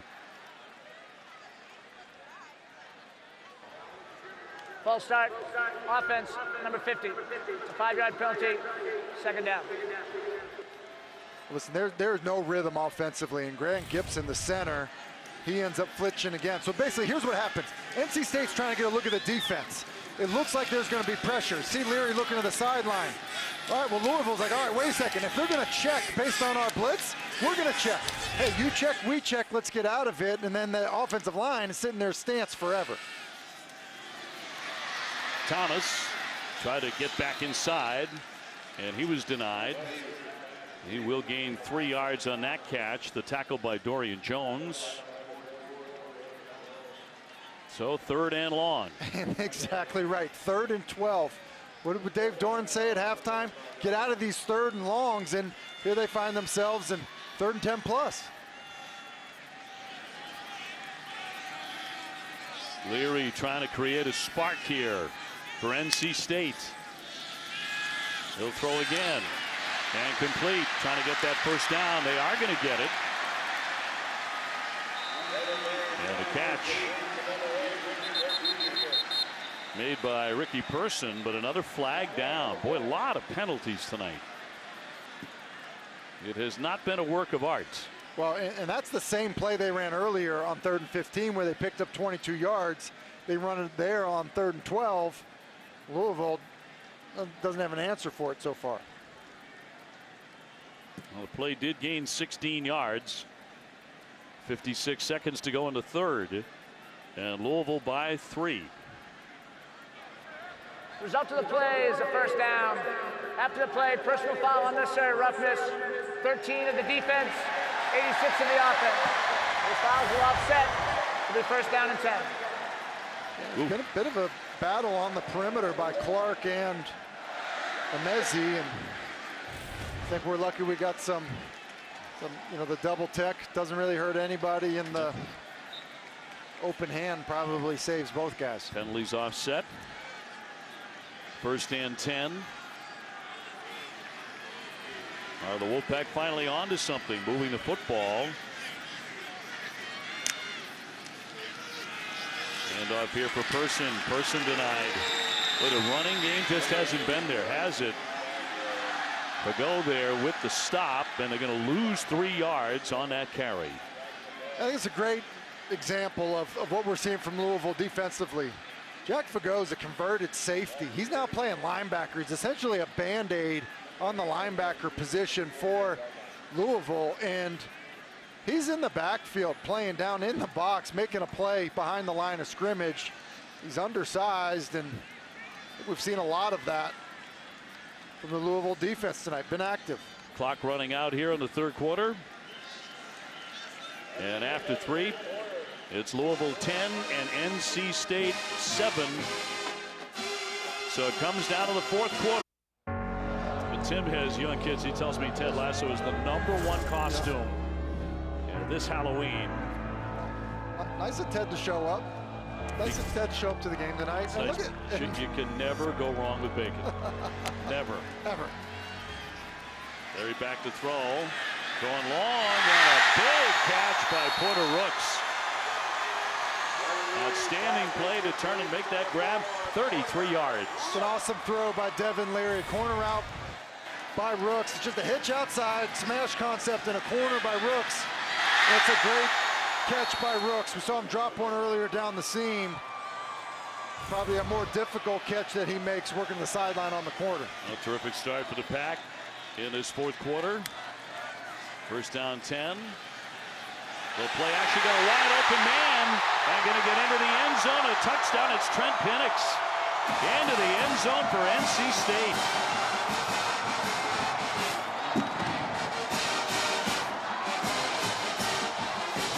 So they mentioned kind of get something going offensively, and it was the play by Rooks that kind of sparked them, right? You know, you get to the fourth quarter, play by Rooks, you have a chance to talk to your team. They're breaking the corner, and then Tim Beck dials up a really cool play design to get Trent Pennix, the converted running back to tight end, the ball in the space, and that's an easy touchdown. Local kid right here in Raleigh. And into the end zone for 6. And done on to make it 7. And so the Wolfpack have taken a lead in the early moments of the fourth quarter. As we take a look at our Bojangles Big Bowl moment. It was the Big Bowl moment, and see what happens here. They basically run Chris Tootle through the middle, then they run a corner, and then watch the little delay and sneak up the seam. That's the play design off of the action, and there is nobody home. Completely fools the secondary of Louisville. Good patience, nice throw, and Trent Pennix did an excellent job of selling it. That's well designed by offensive coordinator Tim Beck, talking to Devin Leary right there. And you know, it really was the throw to Porter Rooks on the corner. Nice catch. And then that play call there. Good response by the Wolfpack. Yeah, 29-yard strike. So NC State in front of the home fans, leading at 14-10. Wolfpack to kick off. Trenton Gill will do the honors. Hassan Hall back at the 5-yard line. So now Louisville in need of an answer. NC State can be bowl eligible with a victory tonight, their 6th win. And a touchback. 14:26 to go here in the fourth, and we'll see if that's a sign that things are going to heat up for both sides offensively. Yeah, and I think that there have been elements of Louisville being pretty close, you know, and it's really been the way that Cunningham's been able to be contained, you know, when he tries to take off and scramble as a runner. I think it's been a credit to Levi Jones, who's really done a nice job covering a lot of ground as Cunningham's tried to escape.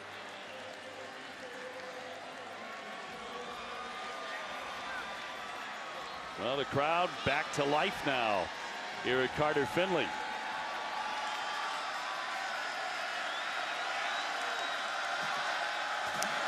So Malik Cunningham wants to throw the football.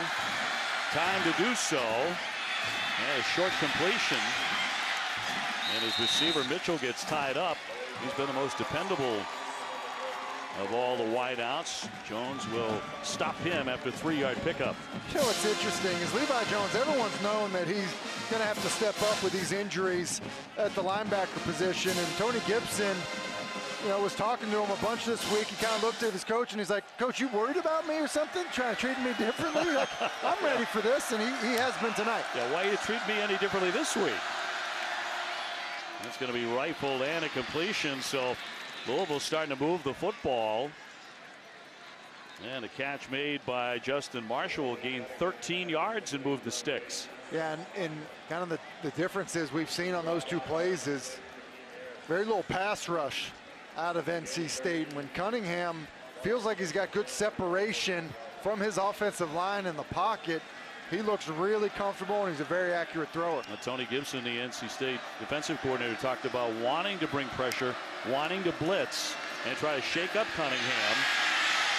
He's on the move, and out of bounds he goes. Chased down by Levi Jones, a 6-yard gain for the quarterback. Yeah, and that time just the wrong angle by Levi Jones. But you just see, and then here comes Tanner Engel from the backside. You've got Jones and Engel trying to outrun Cunningham. Those are two really good athletes, fast players, just to get a sense of Cunningham's speed, but Levi Jones covering a lot of ground.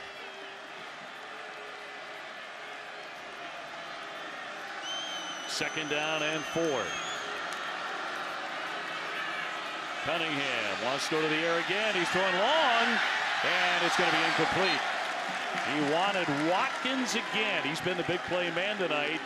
Covered by Aiden White, though. Listen, it's the same exact thing. Here's the post. Go ahead and lead him across the field. Don't need to throw him up the field, because that allows the corner that the receiver beats to recover. Throw him to the upright, throw him to the goalpost instead of slowing him down. And White nearly able to come up with another interception on a poorly thrown post route. So 3rd and 4. Louisville 0 for 3 in the second half on 3rd down conversions. Cunningham chased again and flings that one out of bounds. Good pressure there by Levi Jones, but we do see a flag down again. Well, they're going to get a late hit on Levi Jones with the way he pushes Cunningham after he gets to him. Personal foul, roughing the passer, defense, 15-yard penalty, automatic, first down. Could be huge in this game. Well, it's huge. Look at the finish here. He gets to Cunningham. There's nothing wrong with that. It's right here. It's that little extra push at the end. And listen, Cunningham is such a good runner that you got to treat him as a running back. But is that a good call? No, that's not a good call. It's that extra shove that the official sees, which is why he throws the flag. But I don't believe that that's unnecessary roughing or roughing the passer. I really don't. So the Cardinals may have caught a big break there on a keep. And Cunningham again into the bench. And again there are flags down. This time it was Tanner Engel with the shove on a 12-yard gain. Listen, it's a good sell by Cunningham, and this one is probably the right call. Right foot's out of bounds. Well, no, that's not the right call. Barely touches him. After the play, personal foul, unnecessary roughness, defense, number 10 for a late hit out of bounds. A penalty enforced half the distance to the goal. First down. Yeah, listen, when you're running so fast to the sideline, looking at that again, I don't think that I think Engel pulls off. You are allowed to bump into a guy out of bounds, and he was laying off him there. There have been 2 calls here, certainly a bit suspect to aid this Louisville drive. First down and 10. And another whistle.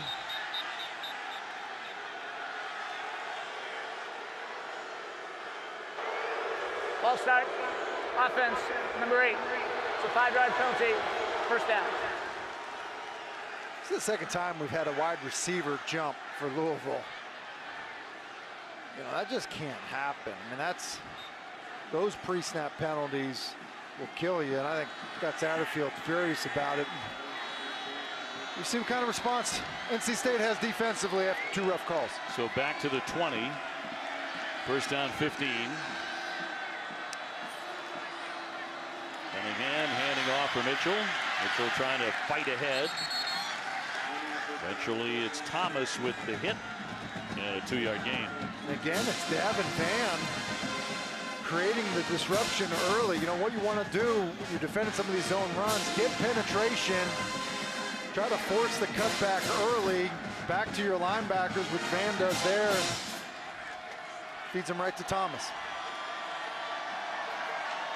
Second and long for the Cardinals. Mitchell again, bigger hole this time.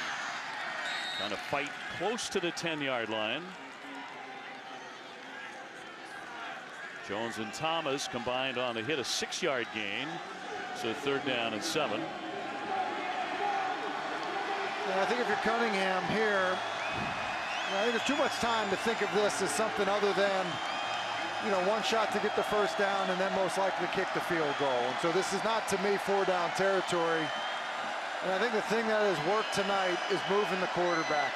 And so that's what I'm doing. I'm getting Cunningham on the run and maybe doing some type of misdirection. Wanted to get back inside. He's going to be dragged down. And again, Greg Thomas, who's had a tremendous game. He's had a great year. And a loss of 2. Yeah, and it's a great job of Thomas because it's misdirection. They're going to fake the run. Thomas isn't going to go for it, and he's going to play over the top to Cunningham on the bootleg. And that is a fast player in space that Drake Thomas is able to get to and get down. How about this? 4th and 9. Just under 10 minutes to go, and Cunningham is going to go for it. Takes its first time out of the half. We've got a timeout. We'll see if he changes his mind. 9:55 left in this. 4th and 9 a moment ago. It looked like Louisville was lining up to go for it. And now they're going to bring on James Turner to kick it. And try to get to it in 1. This would be from 31 yards. I think it's the right decision here. 4th and 9. You had a 3rd and 7. You lost yards. I was surprised the offense was out there. Maybe aided by that NC State timeout. NC State, you're right, did take the timeout. So Turner, a chip shot for him. He knocks it through from 31 yards. And this is a 1-point game, 14-13 NC State. Now, Drake Thomas, we've called his name an awful lot tonight. We really have, and what's been interesting is he's been phenomenal, and they said, look, he's going to have to play Mike, Will, Sam. He's going to have to play all over the place, and we expect him to step up. Early on in this football game, play in the open field on Cunningham. Nice job on a pass breakup. Once again, in space, contain on Cunningham, and then he does it a 3rd time. That's really hard to do when you think about a player that's listed at 6 foot 238, so you're nearly 240 pounds, and so he deserves the Geico player spotlight because got 14 tackles, 17 of them solo, 2 sacks, tackle for loss, pass breakup. He's been everywhere. And for more on Drake, let's toss it down to Kelsey. Well, guys, I got to catch up with Drake Thomas this week, and he told me, I know the guys are relying on my voice, and he says I have to step up. He got to talk with his good friend, someone he's learned a lot from this year, Isaiah Moore, who's not playing, of course, out with the injury for the rest of the season. And he told him, look, I'm passing the torch to you. I'm still going to be around, but the team is yours. You're ready. Go out and finish strong. And he said he really appreciated him reaching out, telling him that he believed in him. Isaiah has been really involved on the sidelines too, you guys, talking to this defense the entire time, and it's really good to see the way Drake Thomas has been playing. That will roll into the end zone, and Knight will down it, so it'll come out to the 25-yard line. No surprise there, because that's the kind of player he is, and even the offensive guys talk about what an influence he is. And Dave Doran said, he called Isaiah Moore, said, look, I want you around. And he's like, Coach, you're not going to get rid of me. You're not losing me that easily. And I think his leadership, obviously he's a tremendous player, but his leadership means a lot to this football team. I think it's important. You know, typically when guys are injured, as you see that he's out for the season, you know, they can oftentimes disappear. And I think it's good for injured players to be around the football team. That's why Dave Doran reached out to him, and can help the team and help the player who's hurt. So Louisville putting points on the board. Now Leary trying to answer that. Gets the quick toss off. And that's to Pennix, who of course had the touchdown moments ago. It's a 9-yard gain. Yeah, and a move the pocket play. Misdirection, which I think you should do against fast flow defenses, which Louisville's been tonight. And Pennix, you know, again, just good athleticism for a guy that's playing tight end. Good hands, good job getting up the field and staying on schedule. Gave him 8, 2nd down and 2. Leary, the sophomore quarterback who's been so impressive this season. And on a handoff, they will pick up the first down thanks to Bam Knight. Who does have 3 rushing touchdowns this season. The 4-yard gain for the first. So approaching the 9-minute mark. And I think throwing the ball on first down ends up being the key. Some of the struggles they've had running the football on early downs. Well, I'm NC State. I'm trying to throw on first down to loosen them up to be able to run the football.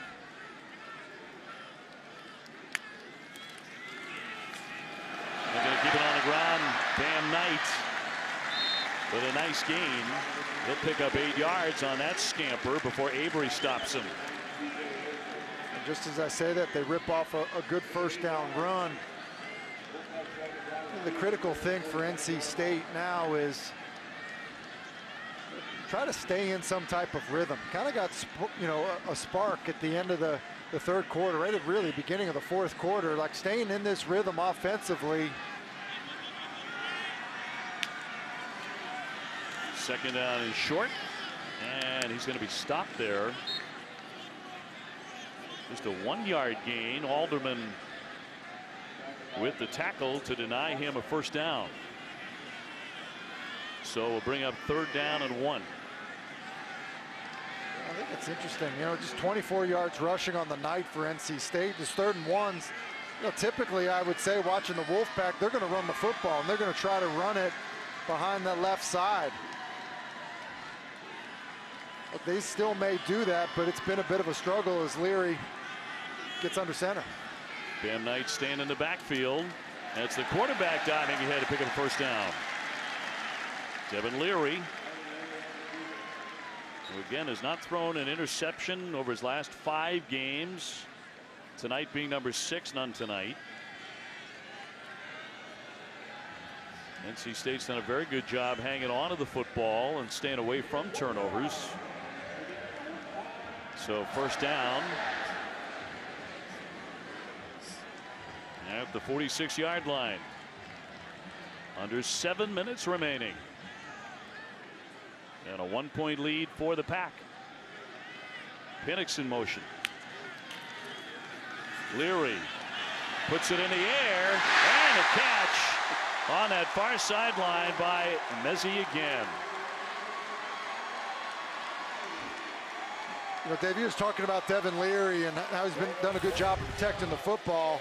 He's also done an excellent job of making throws like these. A vertical route. That's a beautiful throw to Emezie, and because it's an RPO, they're not pass blocking. He's got people all around him. That's a bad feeling as a quarterback. He's just able to stay calm and deliver a really good throw to Emezie, who wins on the route. Yeah, his 5th catch of the game. This one 23 yards. Dumps it off short. Pennix again will dive ahead. Boy, he has been a tough man to stop here in the second half. That play for 18 yards. And NC State's been running split zone as Trent Clark is down on the ground.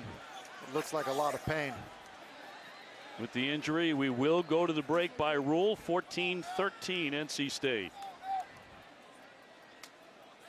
America. The big day is Tuesday. And for the CFP, this is the first rankings coming out on Tuesday, December 5th. Trent Clark really had a fine season. The sophomore from Richmond, Virginia, needs help coming off. That's a key loss for the Cardinals. It is, and you mentioned his season. He has had a good year and has really had a pretty good night tonight. Kind of gets rolled up on the end of that play. Unfortunate. Meanwhile, NC State clinging to 1-point lead, coming up on 6 minutes to go. 1st and 10. And knocking on the door again. Leary throwing for the end zone, and a battle for that, and it's incomplete. And no flag on the play. You wanted Emezie again, and Greedy Vance was there to defend again. Yeah, and I think, okay, corner out of the game. Let's go attack the guy going in for him. And Emezie was just so big and strong. Really had both hands on that football. Good job of just being violent at the moment of truth by Vance. Try to rake it out. 2nd down 10. He'll throw for the end zone again. Touchdown. That one caught by Devin Carter. And a Wolfpack in the end zone again. A 12-yard touchdown catch.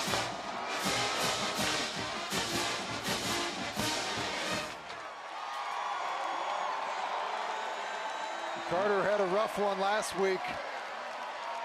Does a nice job there of attacking Cushing, getting inside, and good job of Leary giving him a nice catchable ball. So Dunn on for the extra point.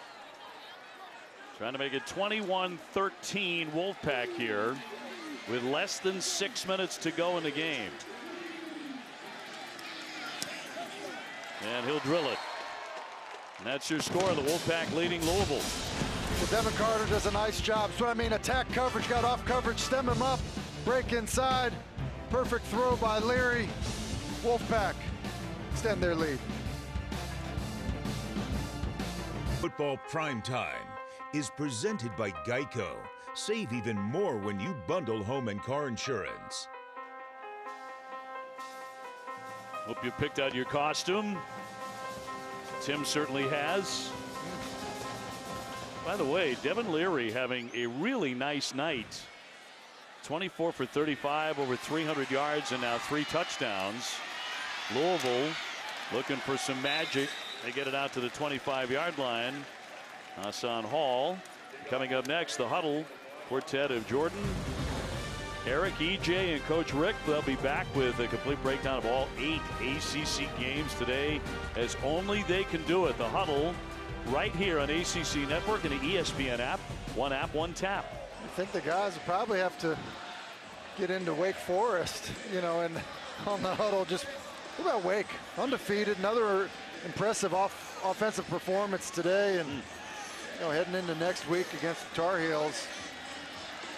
Perfect 8-0. They were ranked number 13 going into that victory today. So Cunningham will drop back and fire, and that's going to be incomplete. Nowhere near anybody as he takes another tumble. He's been battered and bruised tonight. He's been wearing it too. Yeah, I mean, look at his jersey. I mean, it looks like he's been in a tough football game, and that one there, he's going to want back. He's got to check that football down there. He's trying to throw the deep over. Does not deliver a good throw, and if he checks the football down, I think the back's got an opportunity to pick up about 10 yards. 10 out of 24 with a touchdown pass early and an interception for Cunningham. Short pass, that's broken up in a big hit. And a stick by Pierre Lewis.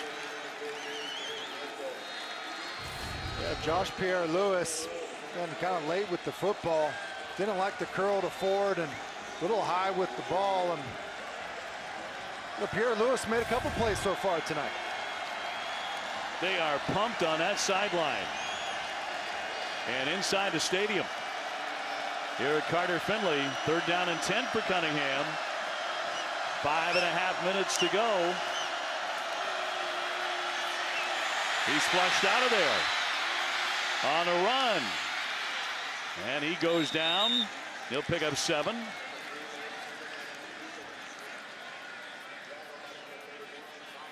So 4th down coming up.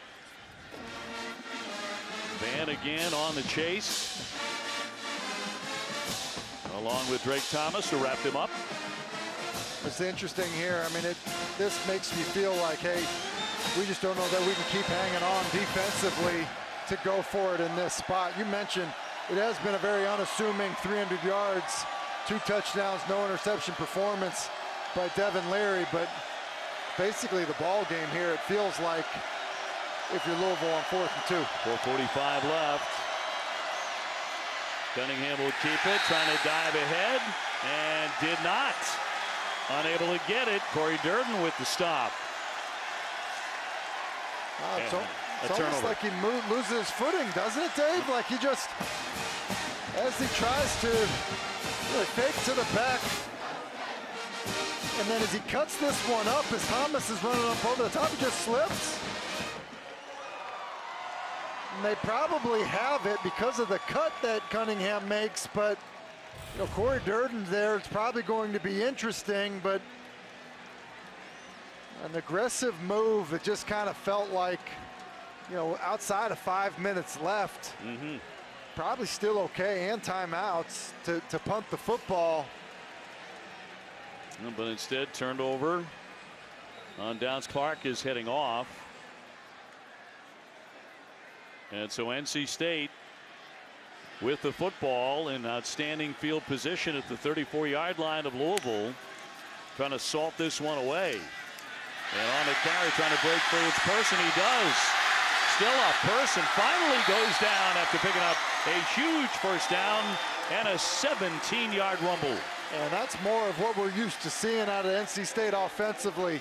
Big offensive linemen being physical, and then backs finishing runs. And if you're Louisville now, you got to punch at the football. I'd be shocked if this ball ever gets passed on this drive. I think you're going to see a heavy dose of the run game or some really, really safe passes this situation in the game. You know, as you say this, as you look at what Devin Leary's done, he's been a tremendous decision maker.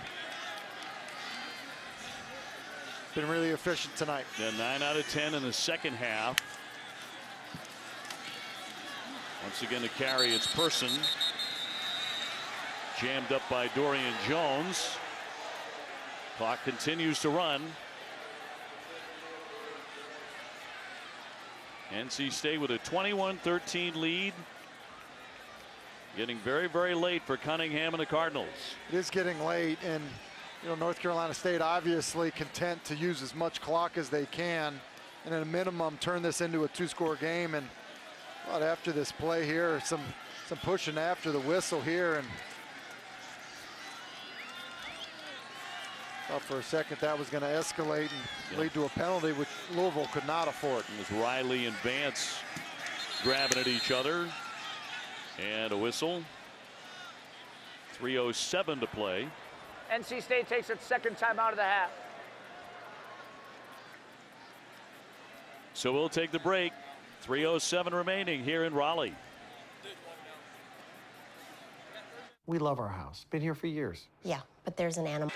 Looking back at that decision, outside of 5 minutes left with 2 timeouts, obviously not looking like the right move.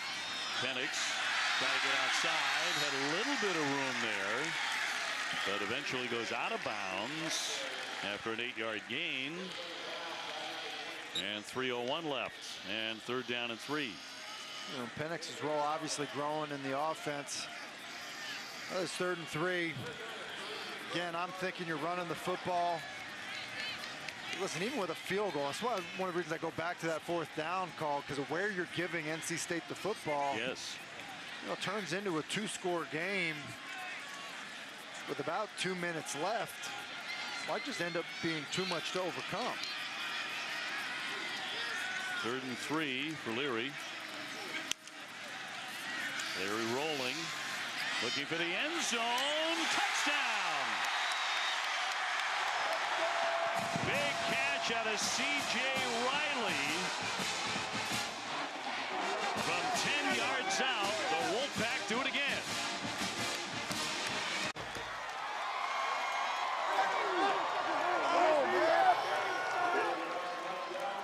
And Leary, really a big play again. Really good job of Leary of reading it out. I mean, an excellent job of reading it out. And you see Tim Beck giving him a hug, telling him probably, hey, I love you, because the call was okay, but it ended up being great because of your read and throw. You know, Devin Leary, you know, we said it's kind of an unassuming night. At the same time, his numbers are outstanding. I think he's had an unassuming season, but it's in, I think, need of more attention. I mean, he just never makes a mistake. It's a great call, Dave. 20 touchdowns on the year now for Leary. Watch what happens. These defensive backs pass this off. They're going to run a flat and a corner, but these guys switch it off, and by switching it off, you can get baited into throwing the flat. But he reads it out and throws the corner, and when you throw balls to the back end line, you want them face mask or higher, which is exactly what this throw is. That's a really nice job in a critical moment of not speeding your process up too much, reading it out, seeing it, and delivering a perfect throw. And I think in some ways, kind of an example of what his night was. Offensively, the team was kind of struggling. And he never panicked, never changed kind of how he was playing. It was never baited into forcing something. That's a really good job by number 13, Devin Leary. Yeah, no signs of panic ever. 25 for 36, 317 yards, 4 touchdowns. So he has 21 touchdown passes, and he's been intercepted all of 2 times all year. It's really good. Let's just think about, just the last 5 games that he has played, 18 touchdowns, including this one now. 18 touchdowns in 0 picks. Wow. Wow. Look, we saw him play early in his career, and this wasn't a smooth transition. It really was not, and it was in and out of the lineup. Sometimes it was COVID related, even when he was healthy, but just wasn't able to get the practice time. But all we heard from Tim Beck and Dave Doran was, this kid's going to be outstanding. Yeah. Just watch. Wait for this kid to develop into what we know he is. He's going to be a great quarterback. You're right, Dave. They called it before he was the guy. Almost like they believed he would be the guy before Leary believed it. Right. And there's no question he's playing like the guy. Incomplete, in and out of the hands of Jordan Watkins. Coming up on 2 minutes remaining, Leary has every right to be proud of that effort. And it was really choppy for long stretches tonight, but not with number 13. Not many times. He was 0-5 to start his career as a starter. 0-5. And we've seen how he has played this season. It's been incredible. All those touchdowns and 0 interceptions, just 2 for the year. Incomplete, intended for Huggins-Bruce, but off the hands again. We had a wild one last week with Georgia Tech fighting back, Dave, and honestly being in a position where they had a chance to tie the game, possibly win it, and this one clearly is not over. Yeah, Georgia Tech able to execute not 1 but 2 onside kicks and recovering the football in the last minutes of that game. I don't remember the last time I saw that. Dumped over the middle and complete to Wirtz. And that running clock under 2 minutes now, 28-13 NC State. And we've seen crazier things happen, but I think NC State is doing a good job here of playing soft. If you want to try to march the football down the field, throwing it underneath, they're content with that because you're going to run out of time needing 2 scores. 1:40 to go. Cunningham off the pump twice. Trying to get to that sideline. Diving head, didn't quite get there. And stopped by Levi Jones, who continues to have a really good evening. Look, I think probably perfect ending defensively for NC State to have Levi Jones make a play on Malik Cunningham, getting to him before he can get the first down, because quite honestly, to me, that ends up being the key defensively when you look at the Wolfpack performance. It's to have a player that has the ability to play with Cunningham in space. So obviously we've seen Drake Thomas do it. We've seen Levi Jones do it as well. And it's a good job of the linebacking group for NC State to step up after their 2 leaders have gone down this season. A very, very meaningful victory. Should that turn out to be the case for the Wolfpack, it would be their 6th of the year. And they would become bowl eligible. But bouncing back from a really tough loss. Dave Doran talked about that. He said as tough as it was for the fans, it was a lot tougher on the players and the coaching staff to lose that game. But come back on the hand of Leary, and he was the leader. He really was the leader, and did it a bunch of different ways. The back shoulder throw to Emezie, a little bit of a design play to Pennix, and standing in the pocket when there was conflict, and then just reading it out at the right pace. And you know, you just look at the distribution chart, attacking all areas of the field, productive in all areas of the field, spreading the ball around to all kinds of different players. And I think that's one of the things that makes you hard to defend is when you have 10-plus guys catch passes, and when you have a quarterback that'll attack all areas of the field. It's a really, really good job by Devin Leary. And now he closed the game, those last 3 drives. He was absolute money. 10 for 11, 3 touchdowns. And Tim, tonight he hit 10 different receivers in this game. Yeah, 10 different guys. And, you know, Dave, I think we're fortunate doing games in the ACC to be able to see guys like Kenny Pickett, to be able to see guys like Brennan Armstrong, see guys like Devin Leary, guys that are playing the position at a really high level, and you can put these performances up against anything that you're going to see across the country on any Saturday, and Devin Leary delivered one of those tonight. It's become, over these last few years, a really, really fine quarterback conference, and not just one team or 2 teams. No, and it's guys, quite honestly, that I don't know that nationally people are paying attention to, but you think of Devin Leary, 21 touchdown passes this year.